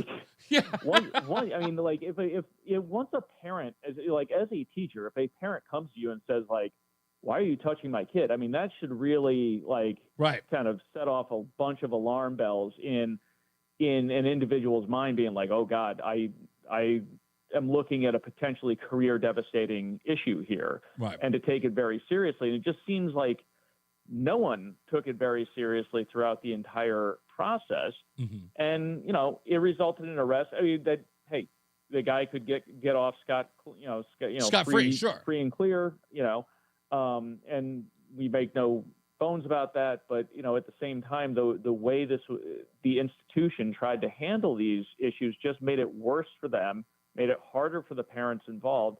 And it's just one of those things where it's like, if you had just responded like quickly and appropriately and kept the parents' concerns top of mind rather than the teachers' concerns, then this probably could have all been avoided.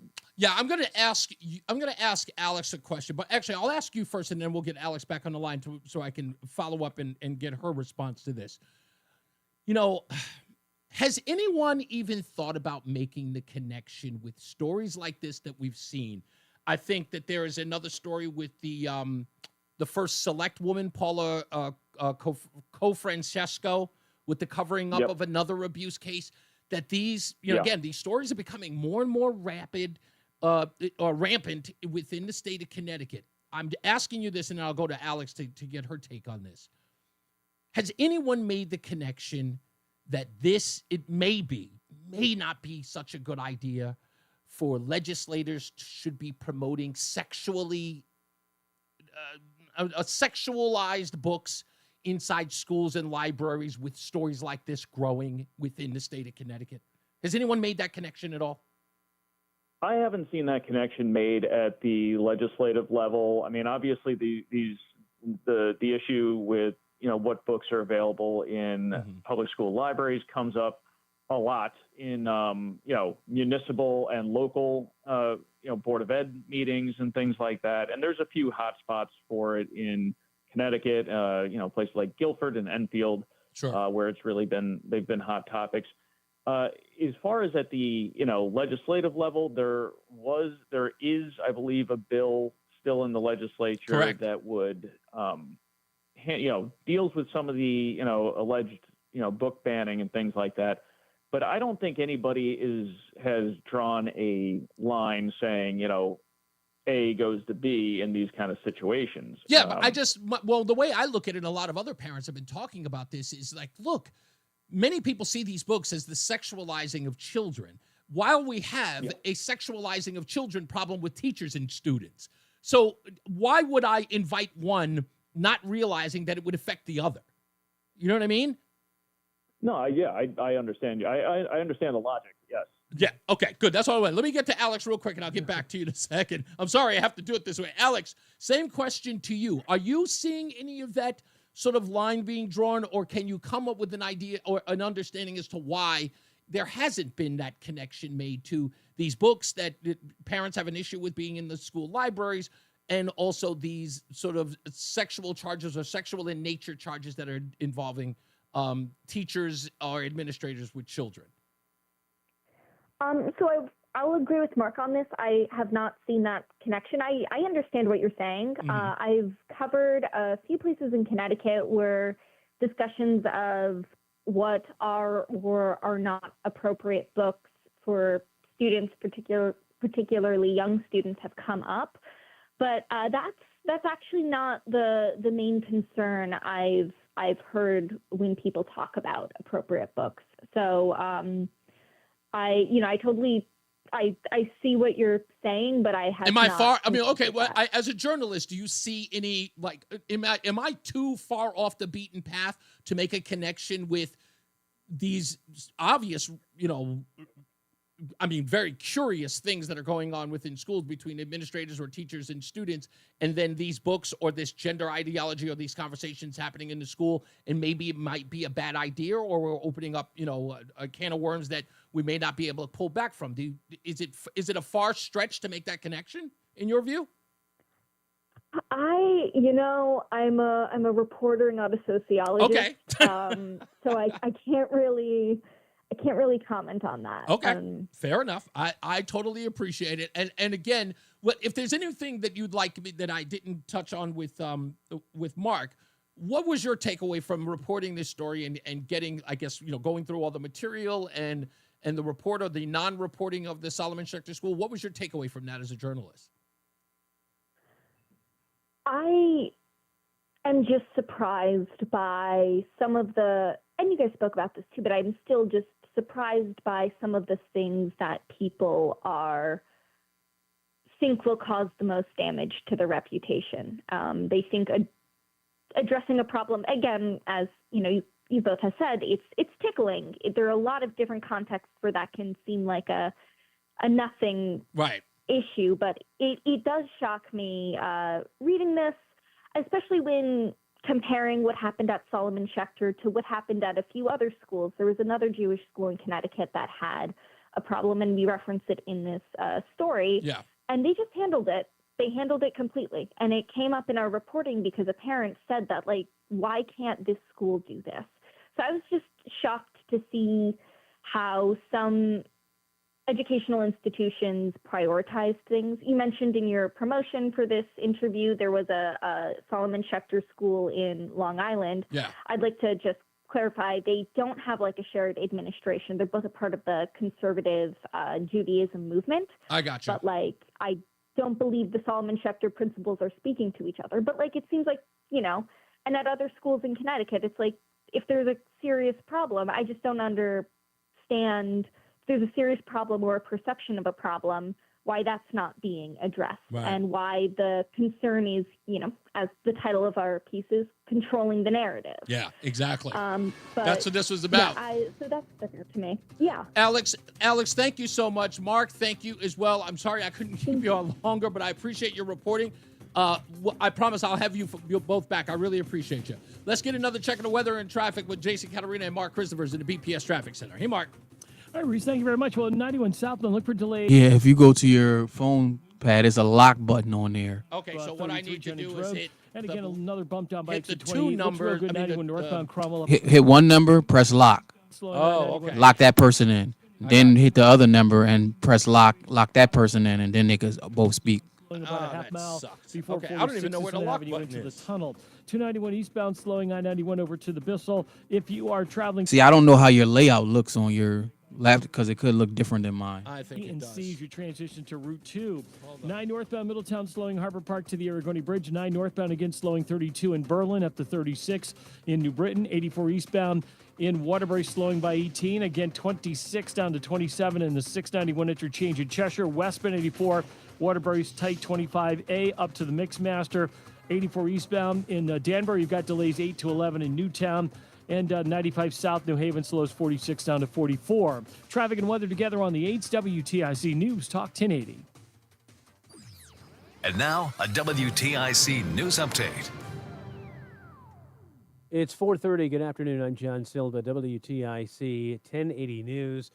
Partly sunny, pleasant for the balance of the afternoon. Partly cloudy tonight in the mid-50s. Strikes over between machinists and engine maker Pratt. It still didn't sound that bad though. If you could have just played it off and just went back and forth. Yeah, I know. Walkout.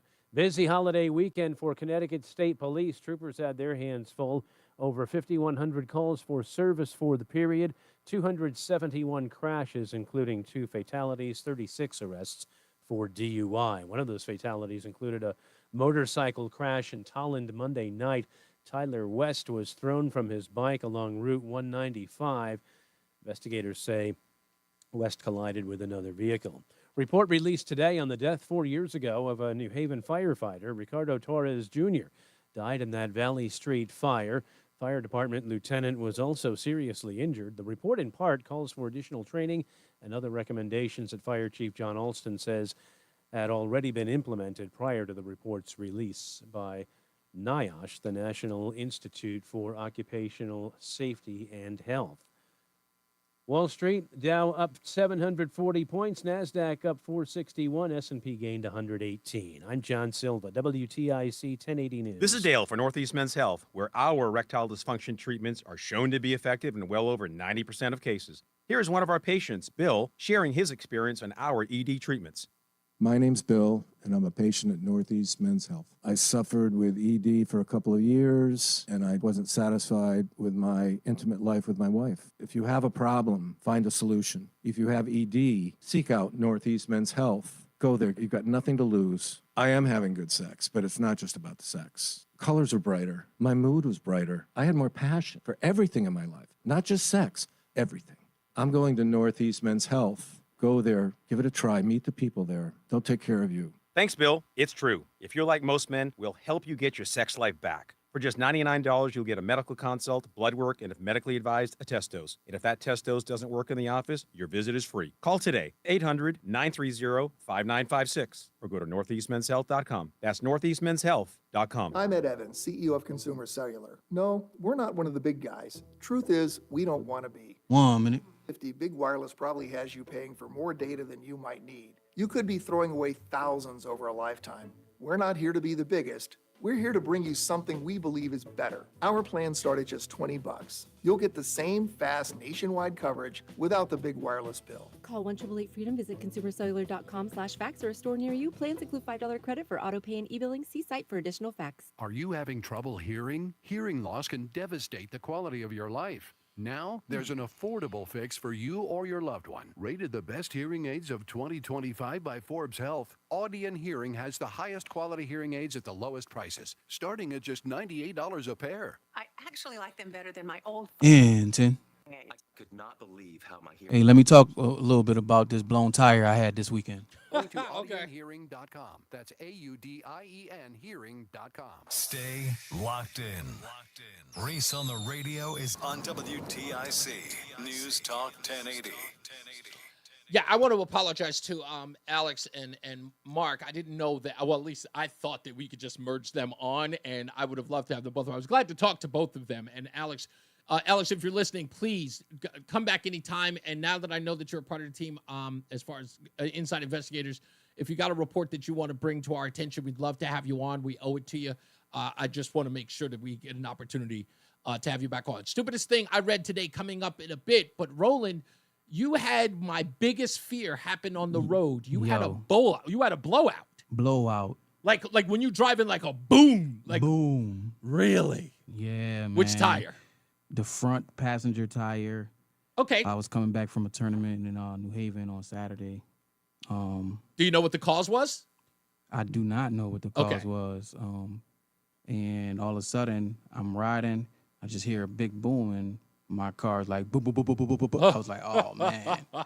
And I'm in the left lane now. Ooh. So now I got to ride a mile down on that and then try to get over because they didn't have a breakdown lane where I was. Okay. And I could see it coming up, like a half a mile or a mile up. I could see, okay, I could get over. So they have a right. service lane that you could pull over to. So I did that, and I was just thankful that I was able to not crash out or hit any cars while was it late? I was trying to get over. What time of the day was it? Was like 3 o'clock. In the 3 afternoon. PM. Yeah. Holy moly. Cars was zooming by me like zoom, zoom, zoom. I was like, oh man, I know I'm about to get into an accident. So I was thanking God that I didn't get in an accident. What was your immediate reaction? You throw on the hazards? I didn't throw on the hazards because I didn't know exactly what it was at first.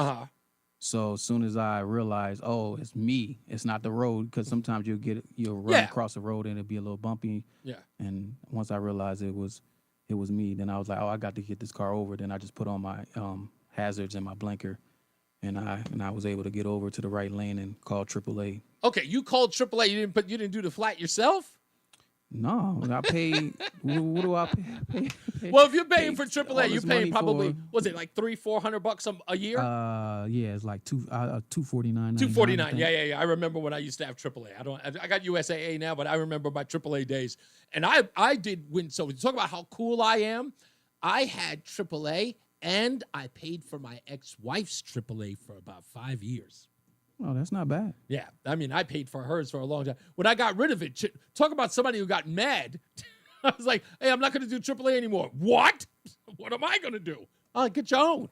Yeah, so I end up getting a donut because I didn't have a real spare tire, so I put a donut on. Are you on a donut now? And I usually go to Town Fair Tire, but they were all booked for the day because, it's a Saturday. Yeah. So I was like looking to search and trying to find something near, and it was I found a spot in New Britain, one stop, new and used tires, and I end up driving over there on the donut because they say you're not supposed to go more than 50 miles. That's right. So I drove over there on the donut, and the dude over there, Vince, he took real good care of me and got my tires changed, balanced me out, and put me back on the road. So I was happy about that. So you got a used tire, I presume. Yeah. I got something quick, got a used tire, and then I'll think about getting, because when you go to Tom for a Tire, they want to sell you all 4 tires. Oh yeah, of course. try Well, to let get me all ask the you money. this: what was the price of the used tire?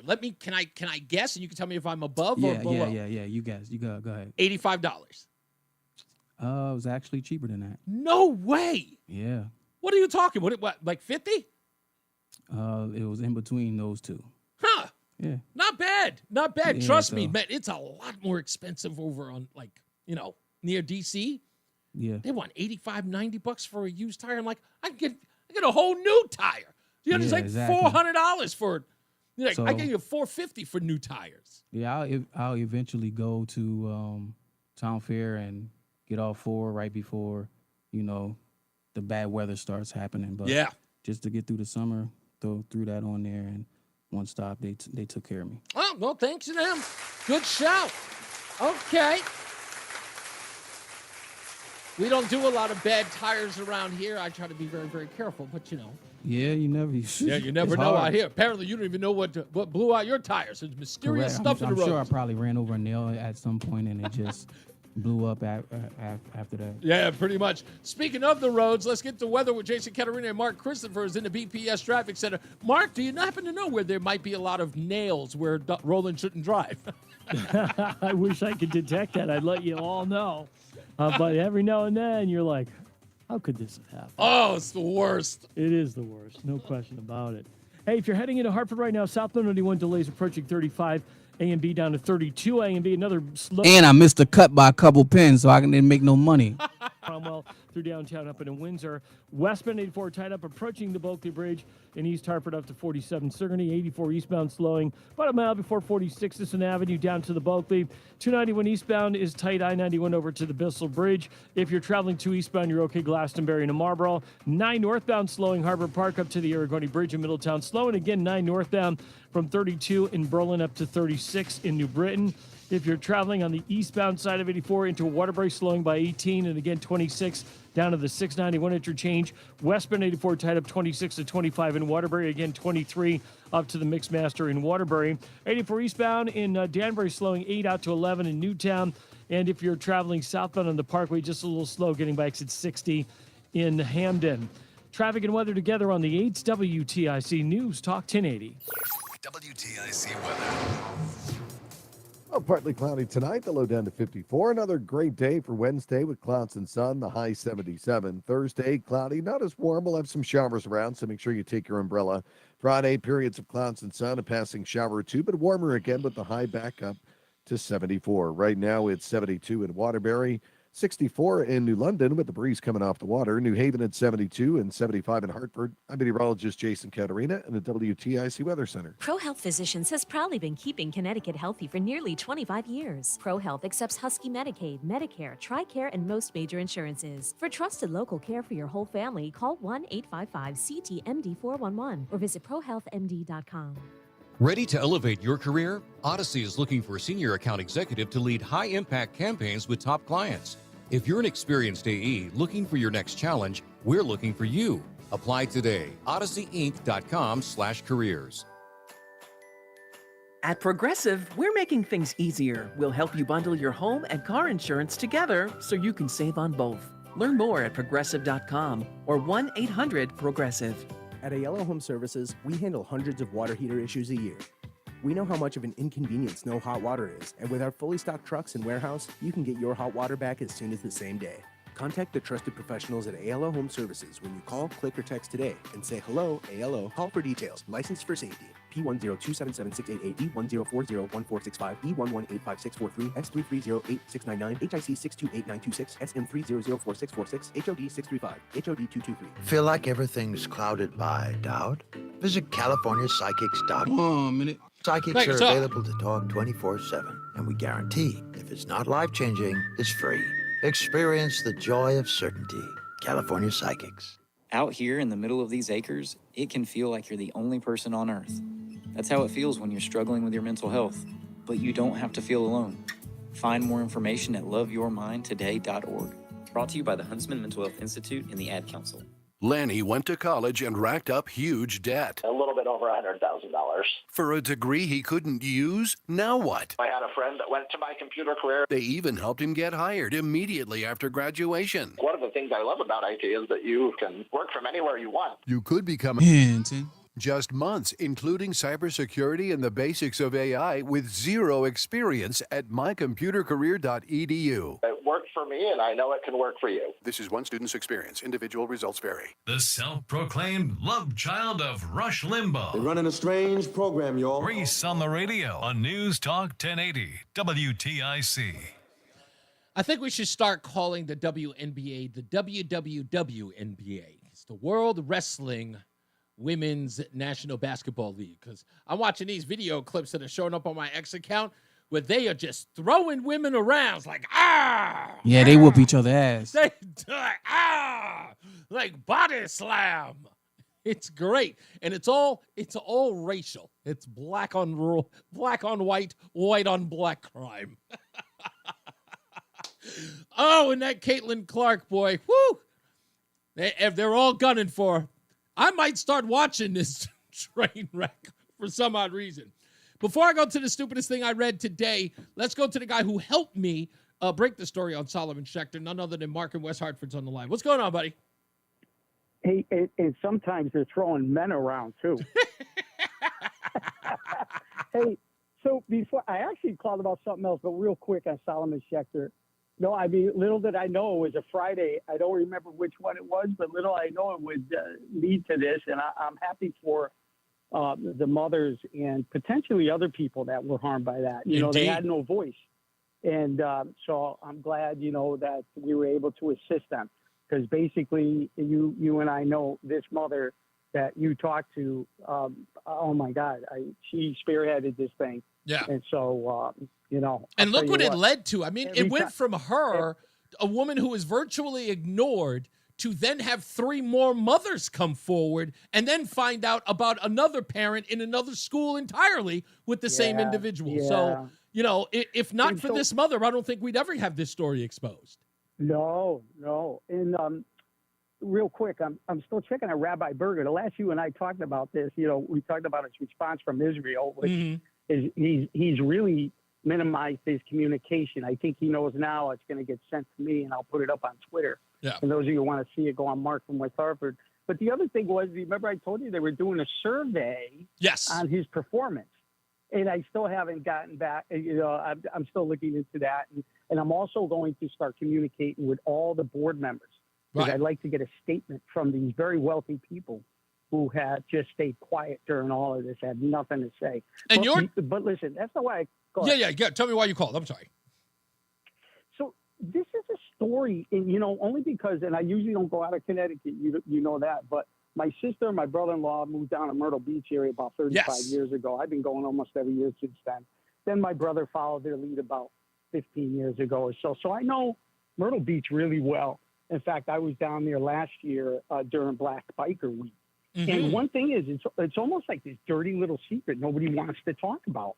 We had, now not that it's not in the news at all, right? But it should be national news. I just hear WTIC talking about the car plowing into in Liverpool, some people. But I'm there like, we have a story right here in the United States WTIC should be covering. There were 19 people trampled Saturday night at a concert, and it's called Atlantic Beach. In the same area, Little River, they had 10 people shot getting off a chartered boat. Yeah. And it's like you had a mass casualty incident and you had a mass shooting. They're not literally even calling it a mass shooting, even though 10 of them were shot. Yeah, and I found that interesting. Getting a mention. Yeah, it's so crazy because, again, this is something we talked about, if not last week, the week before. Those incidents are never called mass shootings, and primarily when the victims are black, which, again, look, here's the deal. Politicians, You want to bring more gun control? You really want to make an argument about why we should have gun control laws? Then why are you parsing your coverage about mass shootings? Not that I'm saying that you should, like in every situation you should, but it isn't blatantly obvious that you will not call it that or even tweet about it when the victims are black. It's like they have to be white kids at school or white kids at an event in order for you to call it a mass shooting and then demand gun control. Black kids, immediately, there was a shooting at all black such and such, and move on. No politicians even talk about it. And the natives to that area and the transplants, they literally hide out during this week. Yeah. Not that they don't do the same when the Spring other breakers, Hells Angels go down there and everything. Well, the spring breakers, you know what? They usually are harming themselves, not other people. True. They're the ones jumping. They're falling off the balcony because they have too many cocktails. But they're usually just harming themselves or exposing themselves. But not that they want to have that in that community.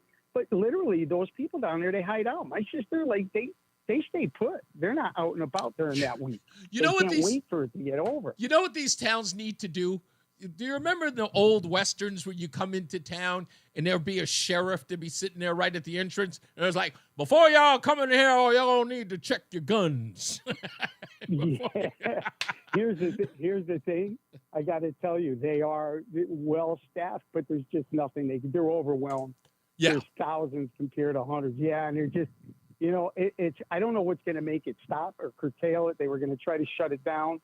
But I don't know how you shut it down. You got to ask yourself if like this for years. I always say this, is the juice worth the squeeze? Do the ends justify the means? Because yes, local businesses do make a lot of money from these events, but you got to ask yourself, the casualty rate, is it worth it? Because fewer people come the next time around when incidents like this show up. So that's where you are.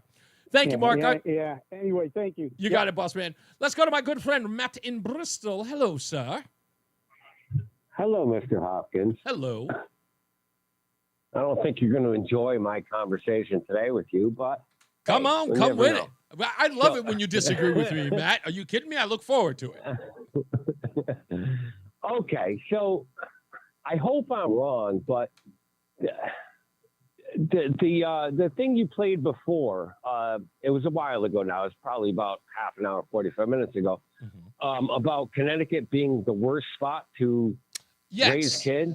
Okay, so this is let me read the study. It says best and worst places to raise a family 2025. And what it's saying is that the worst, it's a list that goes all the way down to 182, as 182 cities that are listed on there. Not every city in the country is listed. Small towns and major cities are all in there. So some of the places, like 182, what are we doing? Half of that is I think about what I don't even know what that number turns out to be. What is it?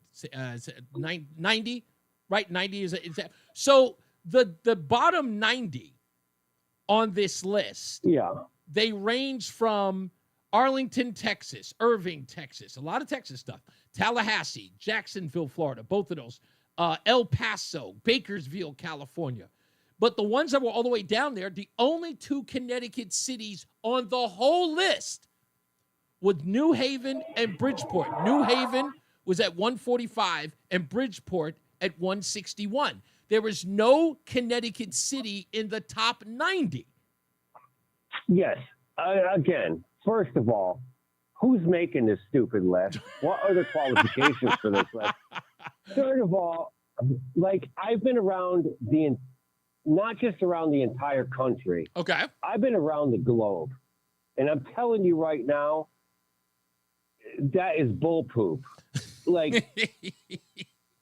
Tell me what. Wait. Again. If you want, you want to tell. Okay, I'll tell you what. Okay. If you want to nitpick our Connecticut politics, I'm on board. Okay. But when it comes to people and the state and the way the people are in this state, right?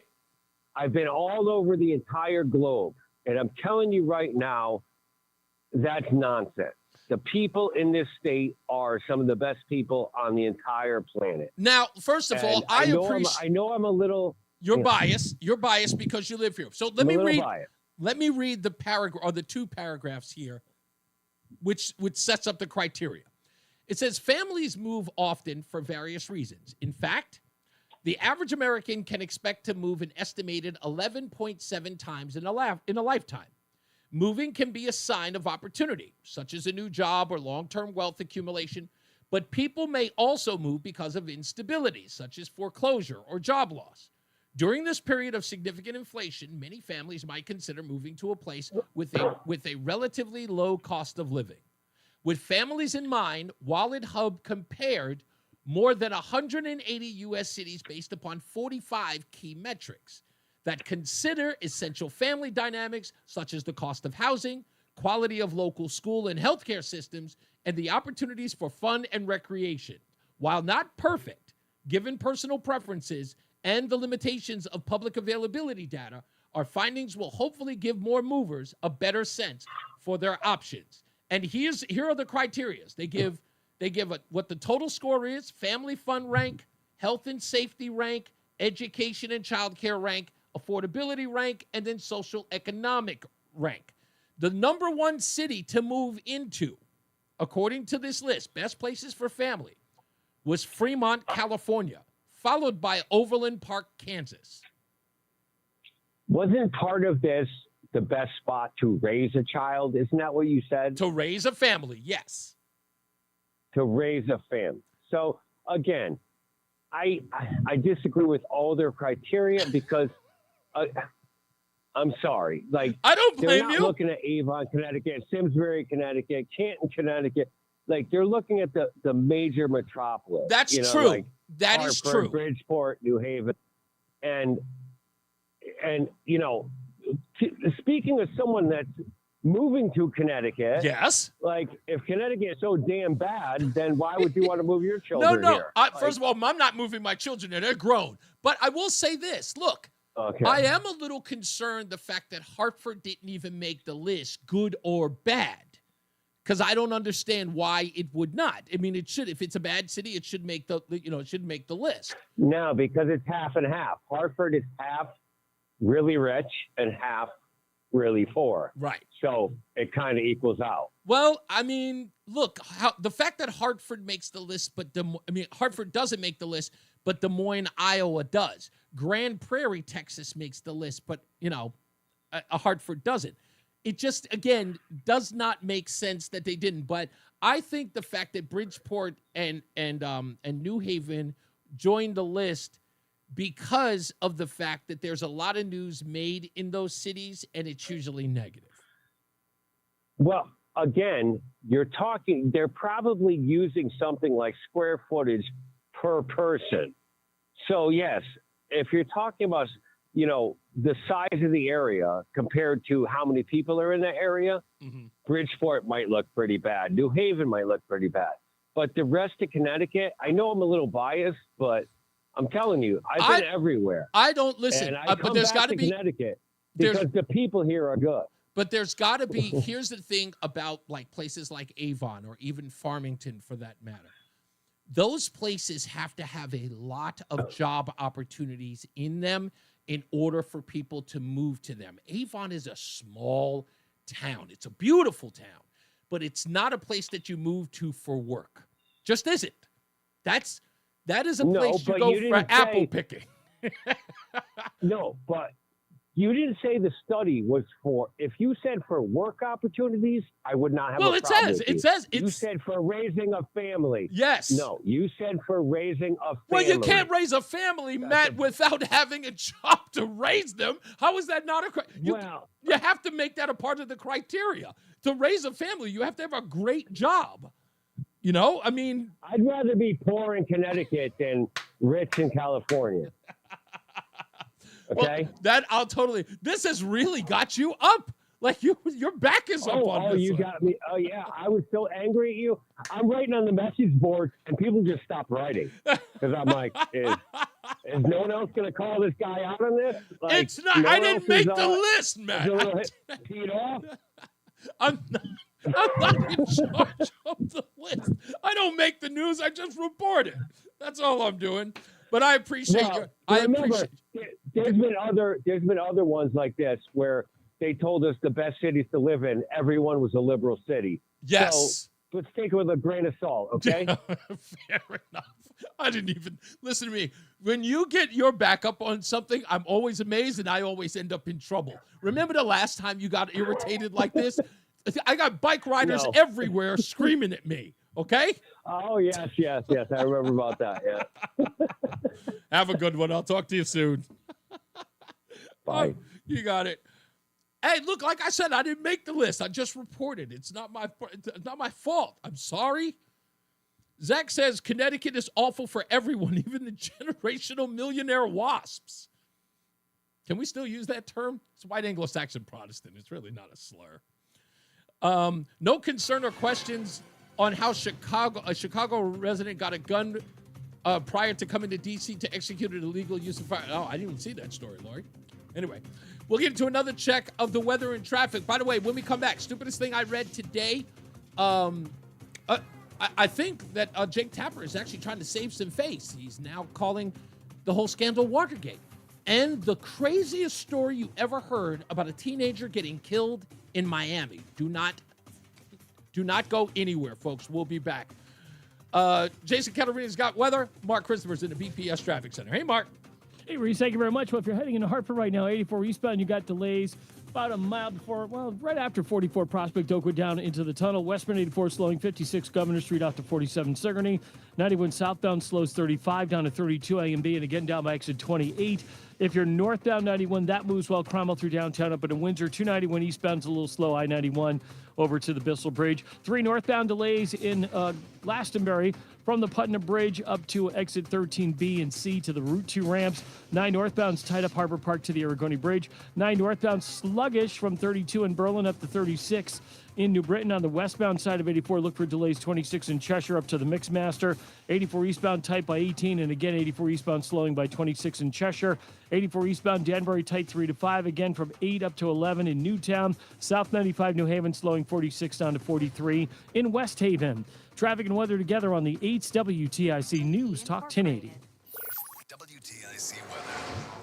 Well, the rest of our Tuesday afternoon, mostly sunny, beautiful day to be outdoors. The high up to 78. Partly cloudy tonight, comfy, the low down to 53.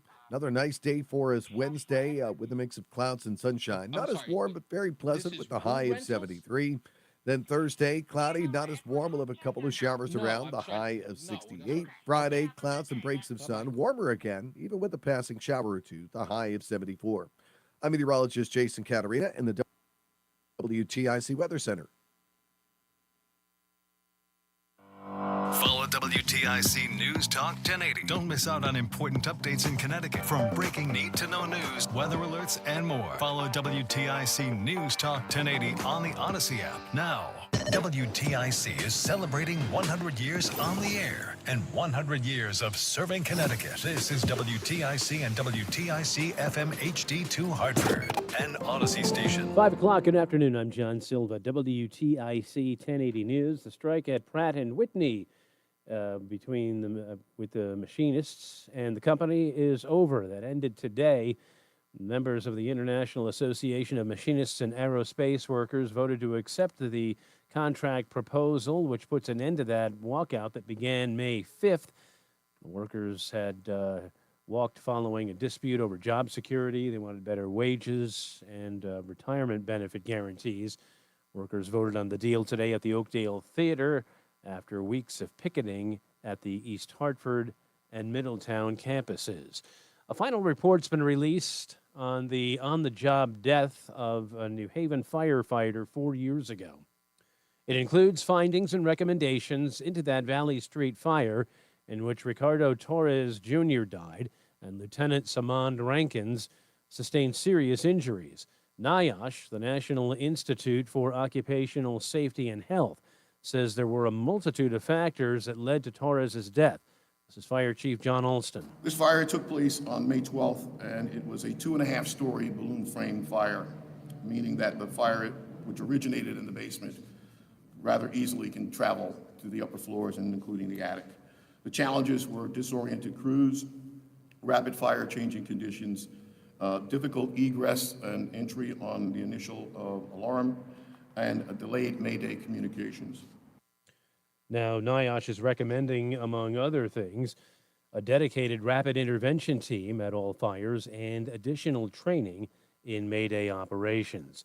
State police investigating a deadly motorcycle crash that occurred in Tolland Monday night. More from WTIC's Morgan Cunningham. Troopers say 21-year-old Tolland resident Tyler Jacob West was riding a motorcycle on the northbound side of Route 195 Merrow Road in Tolland around 8:40 Monday evening. That's when a Nissan Pathfinder was leaving a driveway and making a left turn when the motorcycle West was riding hit the Pathfinder. West was then thrown off his bike, and when troopers arrived, he was pronounced dead at the scene. The driver of the Pathfinder was not hurt. Anyone who witnessed the crash is asked to contact State Police Troop C. Morgan Cunningham, WTIC 1080 Start News. of the Atlantic storm season about a week away, and the National Oceanic and Atmospheric Administration is predicting a second consecutive year of above-average activity between 13 and 19 named storms. In New Orleans, Mayor LaToya Cantrell says they're ready with whatever Mother Nature has in store. Forget sometimes are not hurricanes, it's other things too, whether it's tornadoes or other weather events that come our way. We're battle-tested and ready. Consumer optimism and a tariff delay sent stocks soaring higher. Business reporter Jason Brooks has the recap. Consumer confidence emerged from a 5-month malaise in May, thanks in part to the U.S.-China trade truce, with consumers signaling stronger purchasing plans for homes and autos. And investors are pleased that President Trump is delaying a 50% tariff on European Union goods until July. The Dow soared 740 points to 42,343. The Nasdaq gained 462 points to 19,199, and the S&P advanced higher by 118 points to 59.21. Oil dropped 64 cents back below $61. Jason Brooks, CBS News. And singer-guitarist Rick Derringer has died. The musician who shot to fame at the age of 17 with his band The McCoys,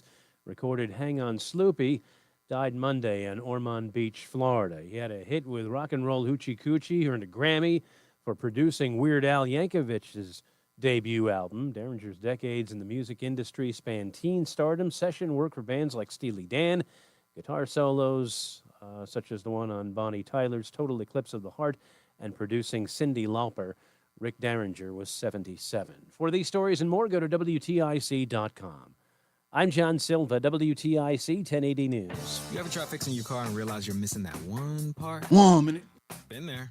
That's why eBay's my go-to. Thank you, They've got millions of parts, guaranteed to fit. I'm talking brake pads for when yours have seen one too many miles of stop and go. Oil filters, because you don't mess around with your engine care. Even got this cold air intake on my watch list. I might just go for it. To keep the ride cool and your DIY streak hot. Find all the parts you need at prices you'll love. Guaranteed to fit every time. eBay. Things people love. Eligible items only. Exclusions apply. Well, these polymers aren't as flexible as batch K3. Researcher Laurie is stretched thin. Did you get the vulcanization analytics from B66? Wait, are these rubber scores from last week? She needs to hire new lab technicians so she can bounce back into her old self. I need Indeed. Indeed you do. Our matching platform lets you spend less time searching and more time connecting with candidates. Redeem your $75 credit at Indeed.com/credit. Terms and conditions apply. The hour that packs a punch. It's Reese on the radio on WTIC News Talk 1080. I was going to do something else, but this one, I may have to I had one stupidest thing that I was going to do, but I don't want to miss the opportunity to do this, and I can't save it for Thursday. I can't. So I'm going to do it now. Do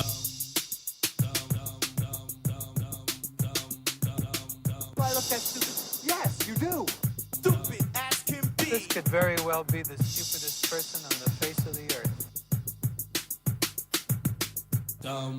Okay, stand by, folks. Ladies, gentlemen, all of you, stand by.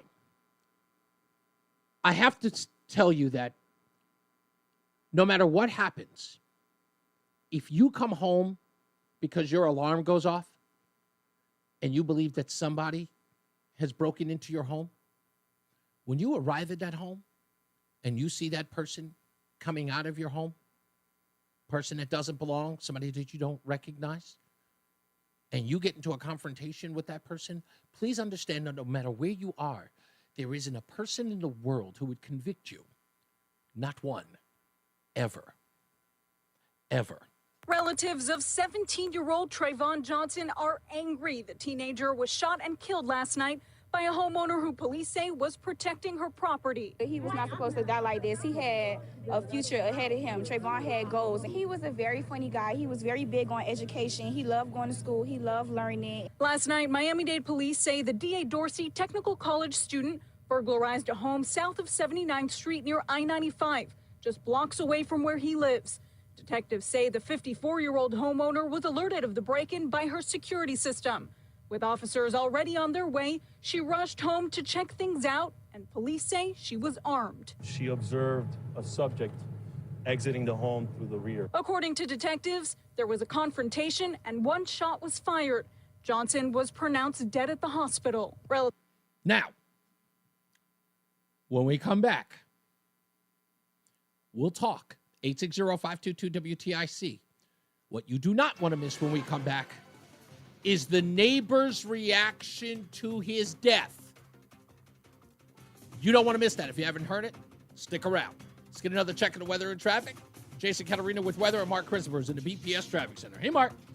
All right, Reese, thank you very much. Well, we have a crash that's popped up now. It's 84 westbound in East Hartford. It's between 56 and 55 in the left shoulder. Just use caution there. Right now, you're looking at slow traffic westbound 84 from that general area just west of 56 right out to 45 Flatbush Avenue. 84 eastbound slowing a half mile before 46 Avenue into the... There really should be some type of down at 32 A&B and again down by... I don't want to say app, but... Well, Cromwell through downtown. Something that should deter you from making dumb decisions.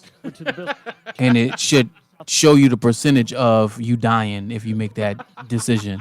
And then you'd be like, oh, 67% of me chance of me dying. Okay, maybe I won't do that then. 9 northbound by 32 up to That's actually a great idea. From Berlin into New Britain. 84 eastbound Waterbury tight. Because it's just crazy, man. And some slow traffic moving up on exit 25A to 26 in Cheshire. Westbound 84 sluggish in Cheshire, 26 up to the Mixmaster in Waterbury. If you are traveling on the eastbound side of 84 in Newtown, look for delays 9 to 11. If you're traveling 95 south to New Haven, you're slowing 46 down to 43 in West Haven. Traffic and weather together on the 8's WTIC News Talk 1080. WTIC weather. Partly cloudy tonight, the low down to 54. A nice day for us Wednesday with clouds and sun, the high 77. Occasional rain and drizzle begins late Wednesday night and continue with the low down to 56. Thursday, cloudy, not as warm, still a couple of showers, the high 68. Friday, periods of clouds and sun, a passing shower or two, but warmer to round out the week with the high of 74. Right now, it's 65 in New London, 74 in Mansfield, also Bristol and Hartford. I'm meteorologist Jason Catarina in the WTIC Weather Center. Protect your liver and give it the support that it deserves by making Active Liver from New Nordic part of your daily wellness routine.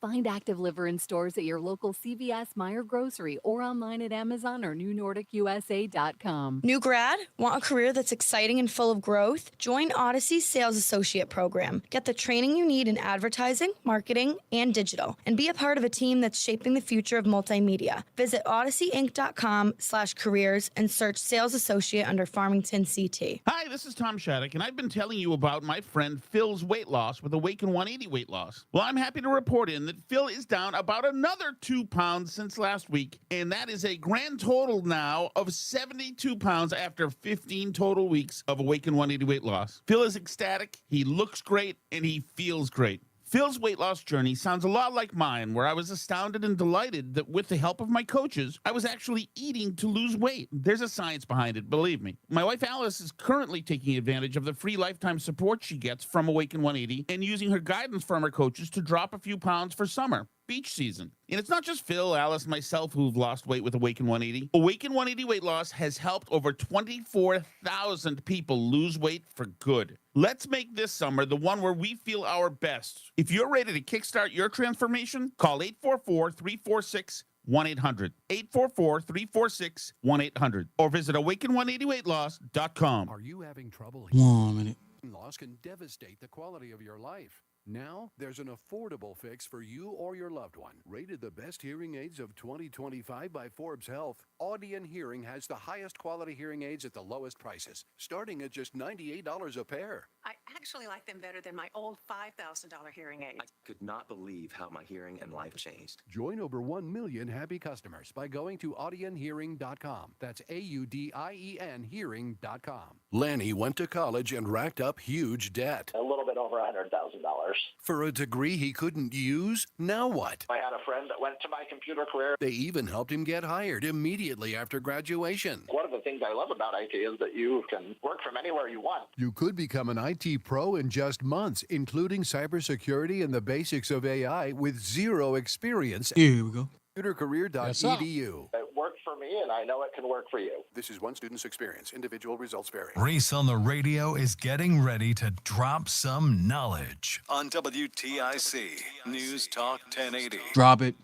All right, when we were last here, a Miami teen was killed for entering a woman's home after she got an alert on her security cam.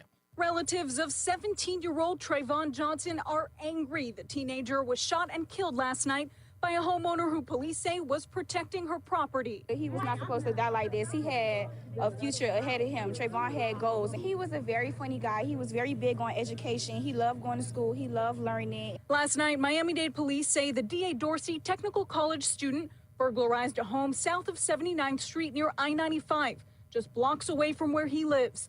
Detectives say the 54-year-old homeowner was alerted of the break-in by her security system.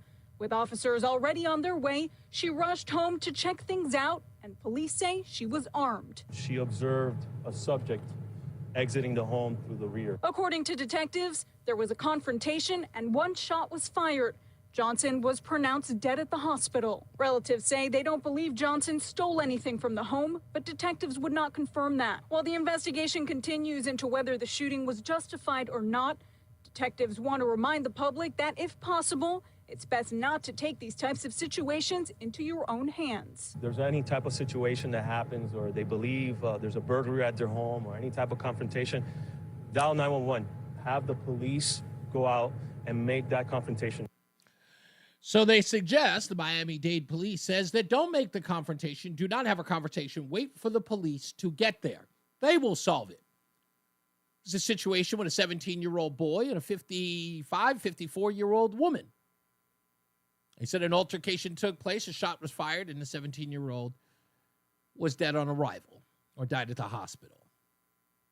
Now, look, I understand that there are a lot of people who want to take the Michael Dukakis approach to this. Someone's raiding your home, leave, allow them to ransack it, call the police, and let the police deal with it. But the woman arrived there when she got this security. I mean, she raced to her home. She gets there, the kid's coming out. You don't know what he's stolen. You don't know what kind of altercation took place. She shot and she killed the kid for entering her home. You think it would have been bad enough that police officers said that she should just wait for police. But as I always say, when seconds count, the police are minutes away. We don't know the full story. But that didn't keep the neighbors from admonishing the woman who killed the boy. You may have heard one of the young ladies talking about how he had a future ahead of him. No, he didn't. And how it was wrong for him to have died.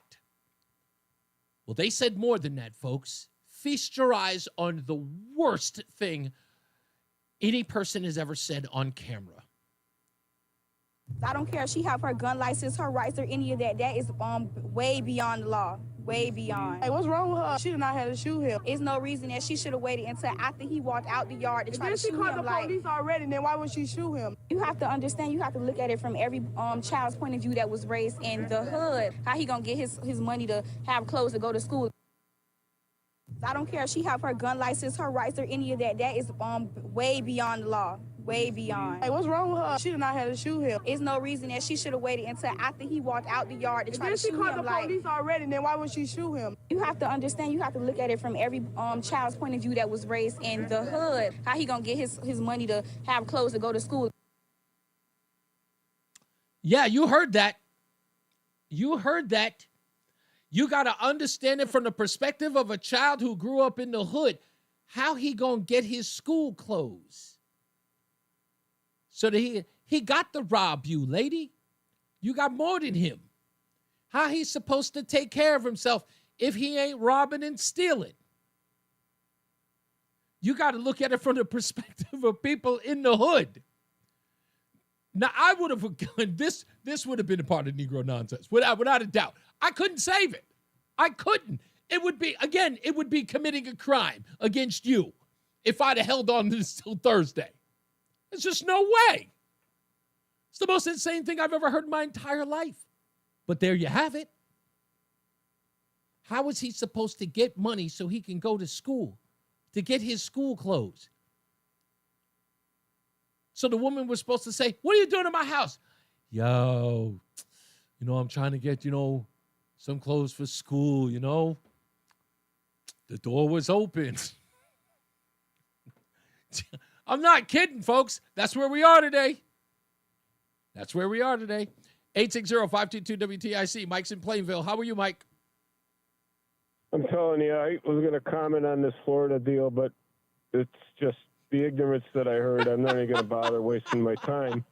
But I would like to make a comment about any man who criticizes his wife or his better half for preparing a meal. That's a lot of work. You're on your feet, okay? You're on your feet. Yep. You prepare. She prepares the meal. Yep. Okay? I always set the table when I'm home. I've been on call. I've had on-call jobs, shift work jobs. Yeah. And it didn't matter what time I got home, there was always a plate waiting for me. And any man that criticizes his wife or his girlfriend is just ignorant. It's insulting to a woman after she spends all the time to get this nice meal put together, even if it isn't quite right. Exactly. For your little wusses. Just say it's excellent. It's great. Exactly. I disagree. It's no sweat off your brow to just suck No, it up and isn't. eat it. Because you know what? I ain't eating nothing that's nasty. Let me tell you something. You agree with a great point, regardless of what Roland over here is saying in my ear. The bottom line is that if you want her to do it again, you don't criticize. You say, thank you, and can I have some more? Are there seconds? It's almost like your manager telling you, giving you an order, superior giving you an order. Yeah, okay, I'll do it. But you do it a little bit different later on after he's out of the picture. Yeah. You took care of it. I refuse. We don't realize how good we have it. Exactly. That's the point right there, Mike. That's it. Not recognizing how good you have it. It is a privilege, my friend. Thank you, Mike. Let's go to Ralph in South Carolina. How are you, Ralph? Hanging in there, Reese. Not for anything, Reese, but aren't there places that kid could have gone and gotten clothes like the Salvation Army? There are different entities that have a lot of clothes, and they're more than willing to give them to him. It is the most insane thing that we've gotten to a point that someone would think that they are entitled to another person's home and their belongings.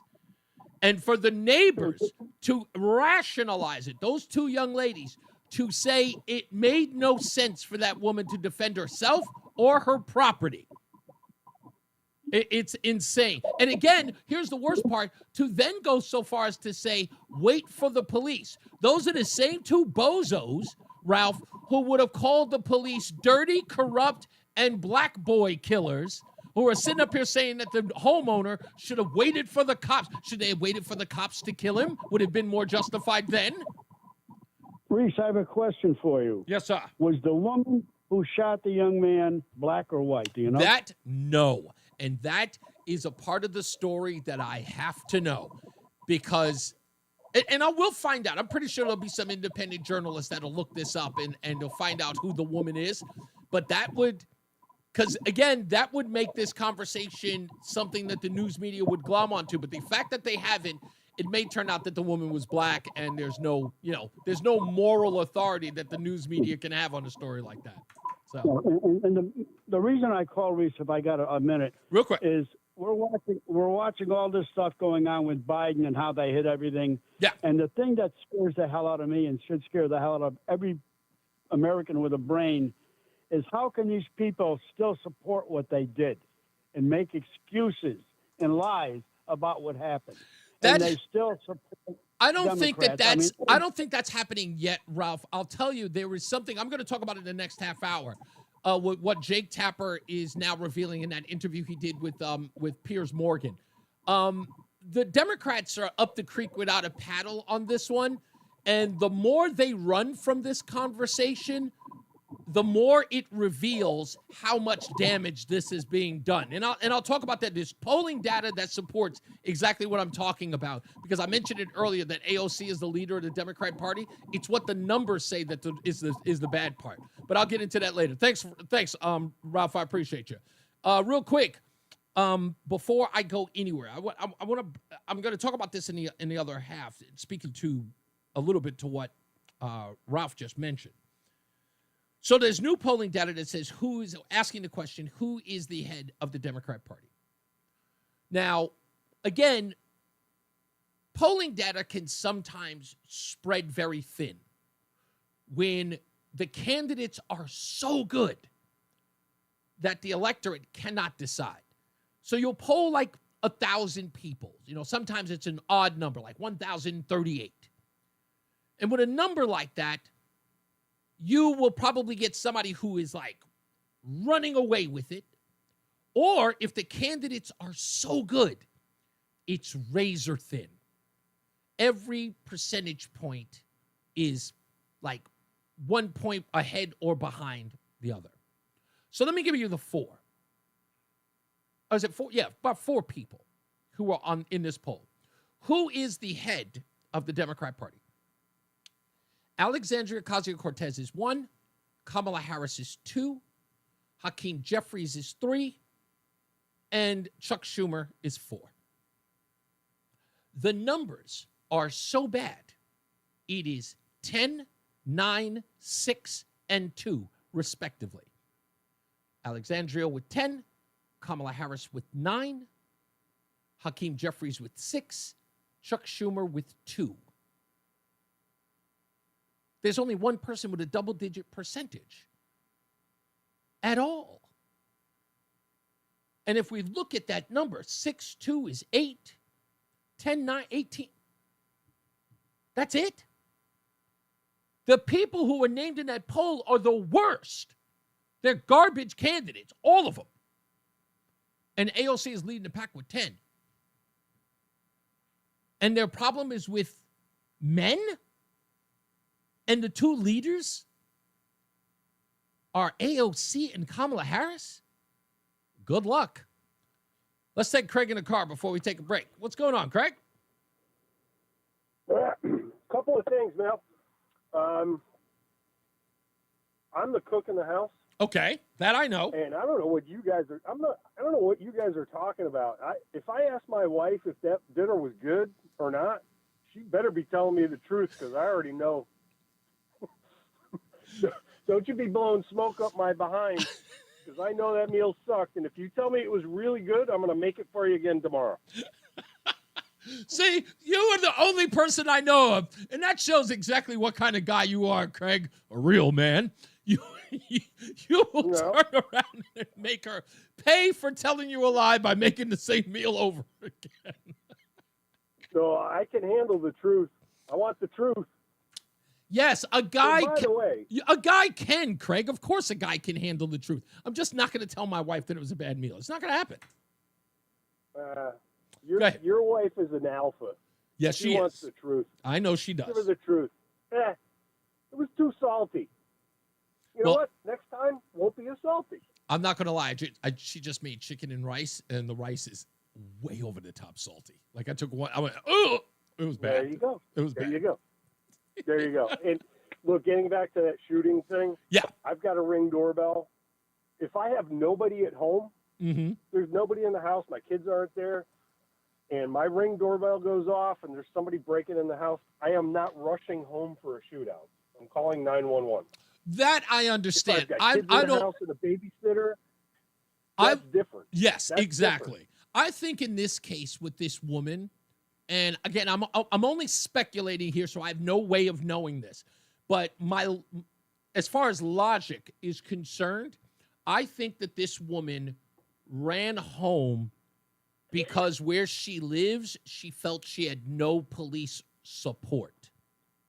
And you know that old saying where, I can't really rely on the police because they're going to take their time coming into my neighborhood. So it's not so much about taking matters into her own hands. It's protecting what's hers because she can't rely on the police because they're non-responsive. If I'm speculating why she would go home as opposed to calling the police. Look, I'm a Second Amendment concealed carry guy, and I will use that to protect life, not property. You want to run away with my 80-inch Sony widescreen? Have at it. I've got insurance for that. Hey, like I said, I don't know about you. Even if I have insurance on it, I don't want to sit in my house with my 80-inch screen missing.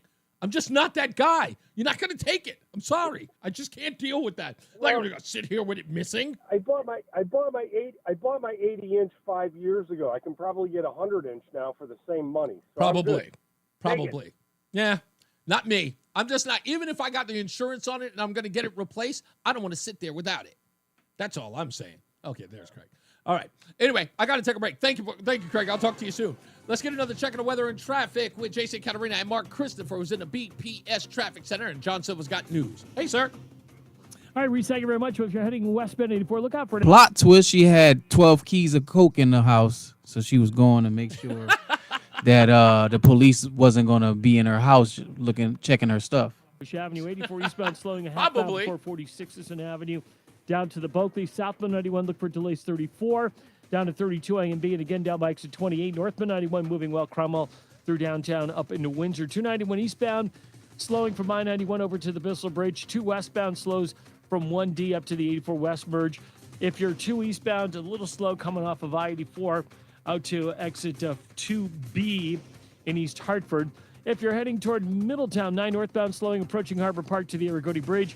9 northbound sluggish, 32 up to 36 in New Britain. 84 eastbound Waterbury slowing by 18. Westbound 84 some tight traffic, 25A up to the Mixmaster. If you are heading into downtown New Haven, southbound 91 some slow traffic 3 in toward the 95 interchange. 95 southbound delays 46 to 44.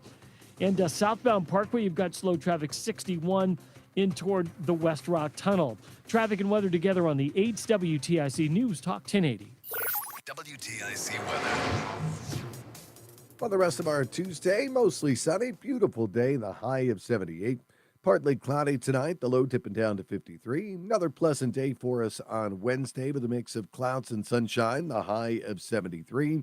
Thursday, cloudy, not as warm with a couple showers around, the high 68. Then Friday, clouds and breaks of sun. It'll be warmer, still a passing shower or two around, but the high up to 74. I'm meteorologist Jason Catarina in the WTIC Weather Center. Follow WTIC News Talk 1080. Don't miss out on important updates in Connecticut, from breaking need-to-know news, weather alerts, and more. Follow WTIC News Talk 1080 on the Odyssey app now. And now, a WTIC News Update. It's 5:30. Good afternoon. I'm John Silva, WTIC 1080 News. We have partly cloudy skies out there. Temperature is 77 in the capital city. The strike between machinists and Pratt & Whitney has ended. The machinists voted today to accept a contract proposal to end that 3-week-old walkout. Began back on May 5th. The deal accepted by about 3/4 of the rank and file. Workers expected to return to the job this week. New Haven officials have released a final report on the death of a firefighter in the line of duty 4 years ago. That report comes by way of NIOSH, the National Institute of Occupational Safety and Health. Ricardo Torres Jr. died, and Lieutenant Samad Rankins was seriously injured fighting that Valley Street fire in 2021. Among other things, NIOSH says there was a failure to size up the structure, as well as air management and mayday management issues. The fire chief says some of those recommendations have already been implemented and others are in the process of being implemented. State police continue their investigation into a motorcycle crash that left the operator dead. The crash occurred Monday night. 21-year-old Tyler West collided with a vehicle on Route 195 just before 8:30. He was thrown from the bike and pronounced dead at the scene. State troopers released the final statistics from their Memorial Day holiday detail. The 5,100 service calls for the period included 1,300 traffic stops as well. 271 crashes were reported, 2 with fatalities, including that one that we mentioned in Tallinn, and 36 were brought up on DUI charges. Trump administration's asking federal agencies to cancel remaining contracts with Harvard worth about $100 million.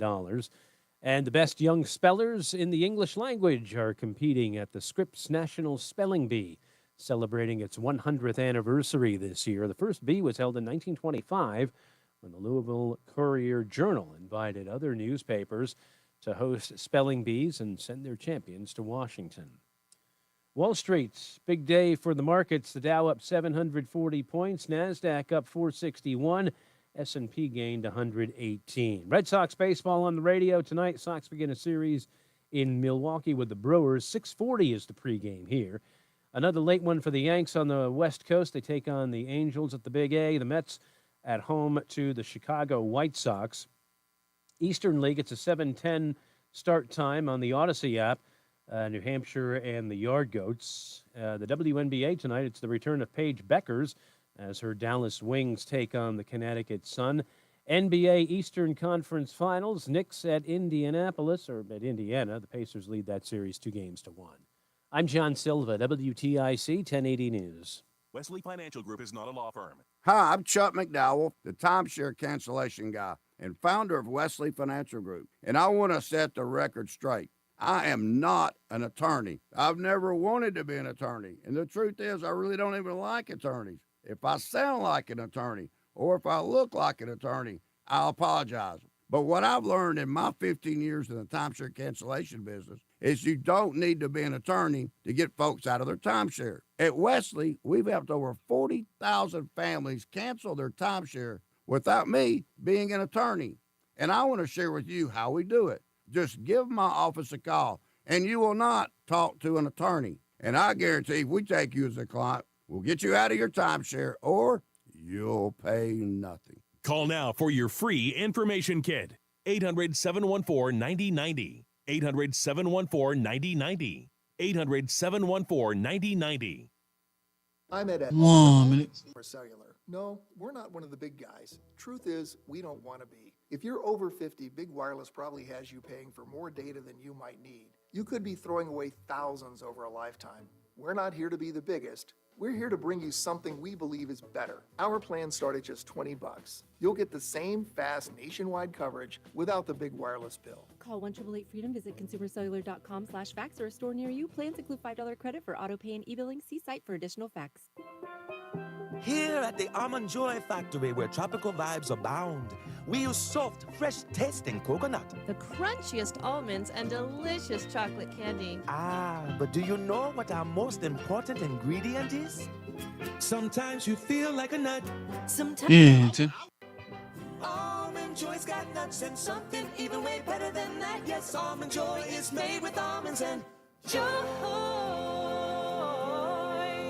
WTIC News Talk 1080 is celebrating 100 years on the air.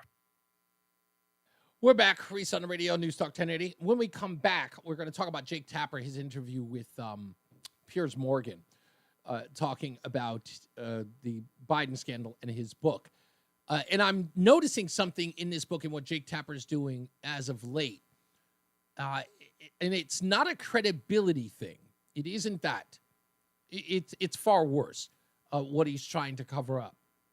And we'll play that audio for you as well. Also, what was supposed to be the stupidest thing I read today, with the president of the United States going after Harvard University, which is now being exposed as nothing more than a fraud. There's a story about a woman named Francesco Gino that is making the rounds now. She has been fired, her tenure removed, because she was doing a paper, I guess this data that she was putting together for this study on dishonesty turned out that all the data on dishonesty was dishonest. You couldn't make this stuff up. And she has written over, I think, 140 papers of record for Harvard, which may now all be called into question. This place is a joke. It's a clown show over there. And what the president is exposing about Harvard, please take note. It's not what you think it is. This is not about Harvard. It's about all Ivy League, highbrow colleges and institutions and universities. It is about all of that. It's about elites. That's what Donald Trump is going after. Does anybody remember that Donald Trump made a promise that he was going to have a new university that anyone could go to, that he would make it for free, and it would be accredited, and no one would have to go to any of these cushy, ridiculous colleges and spend all their money to learn, 4th century Greek art?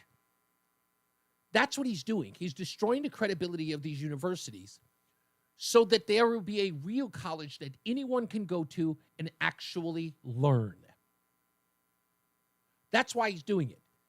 He is removing the mystique and the lure of places like Harvard, Columbia, Yale, and all of them, and destroying them.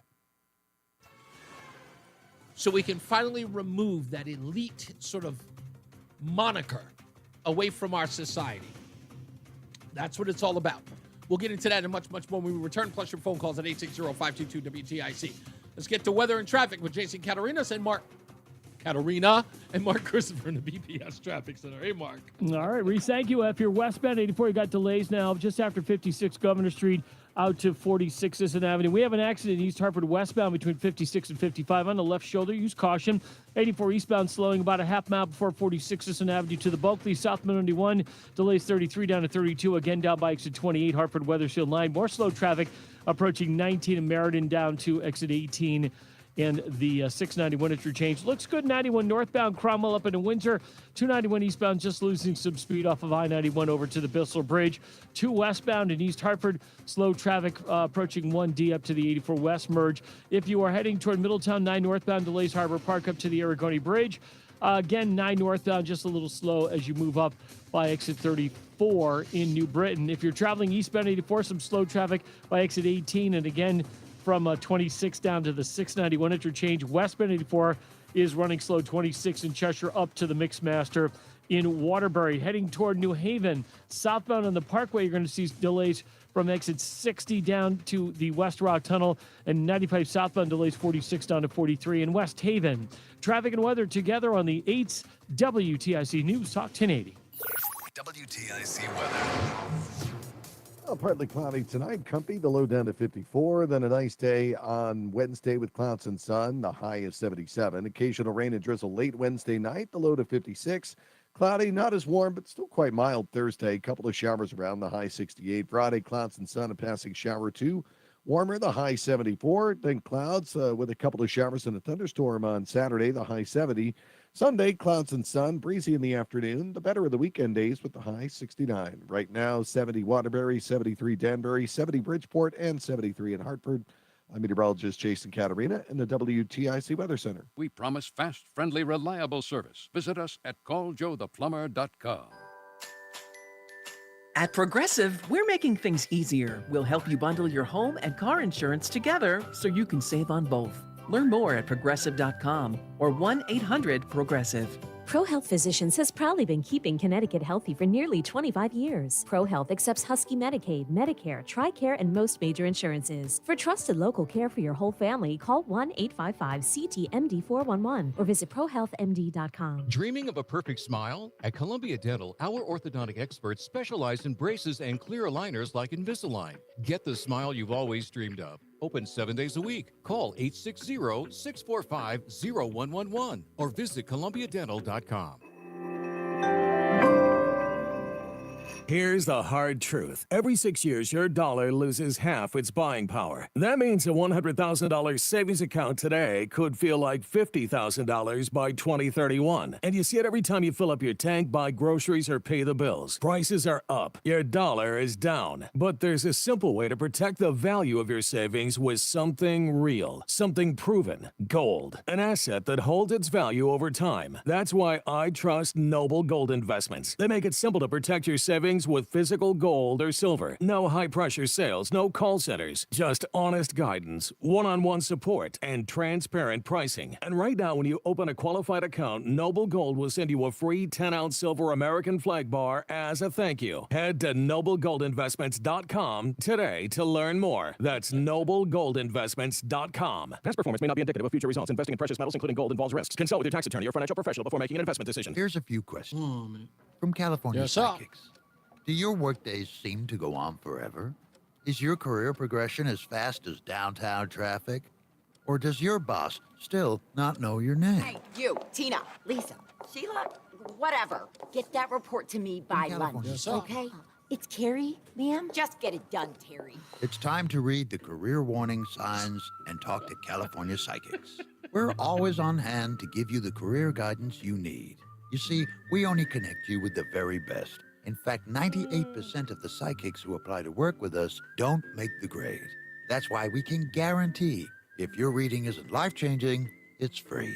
So you could soon be telling your boss where to stick that report. Where are you going? Terry! Experience the joy of certainty. California Psychics.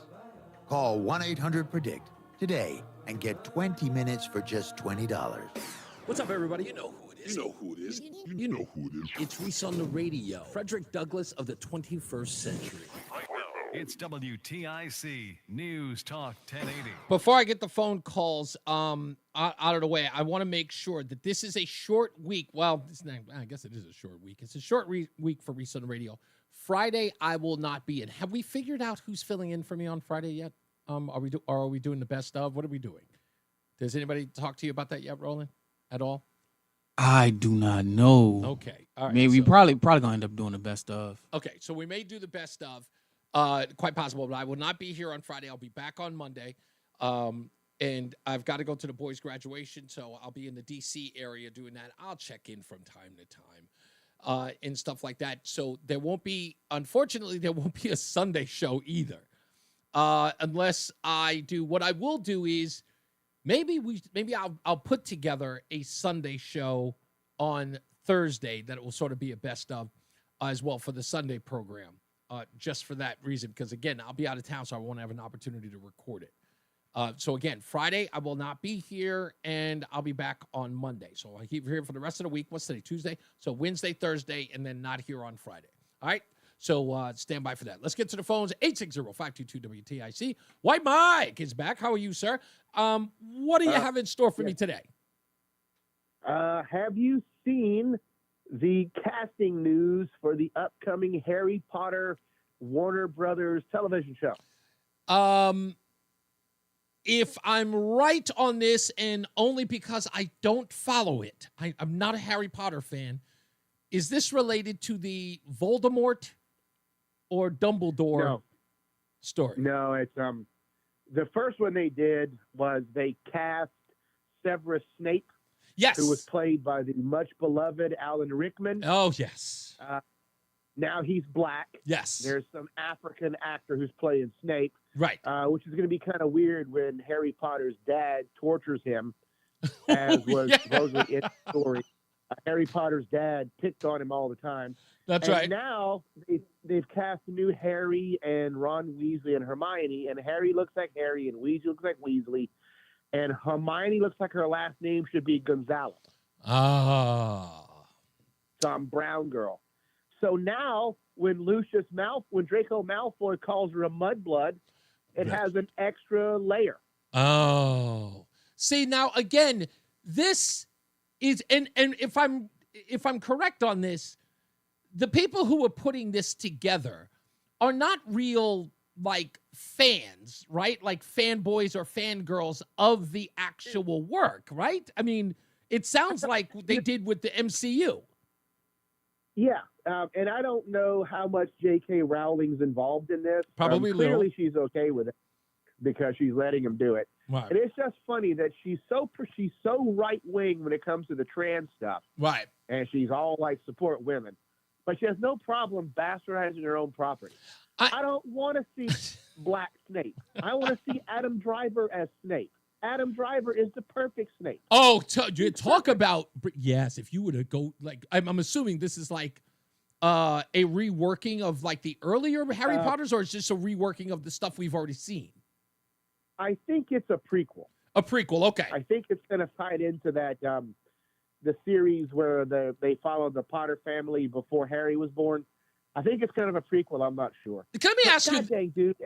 Let me ask you this, because I find this interesting in the thing. I don't, I wish I could care about it, but I don't care about Harry Potter. So I've heard the news, but I'm not really all that interested. But let me ask you this, because this actually goes into this whole argument that's saying, why do we keep having to make all of the, superheroes or fictional characters? Why do we have to, change the race of them in order to do this and that? And the woman who was in the Fast and Furious movies, she's what's her name? Why do Michelle Rodriguez. Michelle Rodriguez. I remember an interview she did on the red carpet, which she talked about that and says, that doesn't make any sense. Let's just make our own Latino and our own Black heroes and represent them. Why do we have to take them? So in all of that, I want to ask this question. We're about to get a new, big movie with one of the original superheroes of all time, and that's Superman. Can someone explain to me why they have never, with the exception of that Shaquille O'Neal debauchery, they've never made Superman black? Why they won't touch that? Is that a bridge too far? Well, it kind of makes sense because he was abandoned by his parents. Oh, shut I'm not. He wasn't abandoned. He wasn't abandoned. Yes, he was abandoned by his parents. No. They got rid of him. But and there's one more. There's a Tomb Raider TV show coming out. Yes. On Amazon, and they've cast the new Lara Croft. And who do they cast? Sophie Turner, the chick who played Jean Grey in the later X-Men movies. Oh, I'm not. For some reason, I'm not making her face. She's from Game of Thrones. Oh, from Game of Thrones. Okay. And she is flat as blacktop. She's flat chested. Yes, Lara Croft is supposed to be an endowed individual. Yeah, who played her in the first movies? Angelina Jolie. The most attractive person on the planet at the time, with a healthy set of testicles. Do they not understand the reason that men played Tomb Raider is not just because it's a good game, but because we got to watch a hot chick in tiny shorts from behind? They didn't. Again, I don't understand it, but again, it's like I said earlier in the show, we talked about how they're going to quote unquote attract men. This is not working for them because they don't know how to. They don't. Dude, you let me cast these movies. I'll cast attractive chicks with big boobs and muscular butts and put them in tiny outfits, and we'll make billions of dollars. Billions. I think these people are allergic to making billions of dollars. They're more interested in social statements than anything else. I'm just saying, dude, no one's ever said, that girl's hot, but her boobs are too big, ever in the history of the world. Goodbye, Mike. You're the best. Yes, sir. Oh, he's always got to make it uncomfortable. But you know what? It goes back to the earlier conversation at the beginning of the show. They want to attract men, but I don't know how they're going to do it. They've got no interest in men. They don't even know how to talk to them. Let me play this before we get out of here. Jake Tapper. He said something interesting. Talk about better late than never. Joe Biden is not Richard Nixon. The hiding and the cover-up of his deterioration is not Watergate. I'm not entirely sure I agree, Jake, with that conclusion. Yeah, I'm not entirely sure. The next line is it is an entirely separate scandal. It is a scandal. Yes. It is without question, and maybe even worse than Watergate in some ways. Right. Because Richard Nixon was in control of his faculties when he wasn't drinking, and the idea that we don't mean to exonerate. The only reason that we have the Watergate thing is there because we quote Archibald Cox, who was a Watergate investigator, talking about how powerful the presidency is and how presidents get surrounded by people who have a vested interest in keeping that president propped up. So that's the only reason we invoke Watergate, is just to make clear, like, it's not Watergate. Right. This is an entirely separate scandal. Maybe even worse. I maybe even worse. Now, it's interesting that Jake Tapper's calling it maybe even worse. We'll talk a little bit more about this tomorrow. But saying that maybe it's even worse is because the doors, I'm not going to use that whole, the walls are closing in on. The doors are closing on Jake Tapper and his culpability in this scandal. He is not looking good at all. So he is trying his best to get the good graces of conservative media and those who know better. He is trying to not make himself the story. There's a first. A reporter trying to keep themselves from being the story. It is unfortunate, but he is the story. Because there is documented evidence that he carried water for the Biden administration. And let me say this before we get out of here. When you hear these news media outlets talking about how the White House lied to them, I want you to take that into consideration. The White House lied to them, which lends itself to this idea. They believed the White House no matter what they said. They took the word of the White House and they were duped, which in turn means they never once had a critical thought about what the White House was telling them. They were stenographers for the administration. They didn't even have the audacity to question what they were being told. To now say that they were lied to means that they believed them outright. And then they learned that the White House lied to them. They didn't investigate. They didn't verify. They didn't even inquire. It is incumbent upon any administration to not tell you the truth if they don't wish to. You as a journalist are to assume that they are not giving you all the facts, that they are spinning. There is nothing that an administration can do to lie to you if you're doing your job, being the fourth estate, being the person that vets them. You must assume as a journalist that they're never telling you the truth. And now they're revealing exactly what it was. They believed the administration because the administration said so. And then they were duped when they found out that none of it was true. When everybody else was doing their job, and don't forget, it was the Washington Post that was doing articles that was getting covering for the president, calling the videos deep fakes, giving the White House and the press secretary, Karine Jean-Pierre, a talking point. She stood at the podium and she said, as reported from your colleague, the Washington Post, these videos are deep fakes. Now the Washington Post is saying that they were lied to. How can both be true? You can't run interference for the administration and then say the administration lied to you. Not when you were aiding and abetting. And that's all that's being revealed here.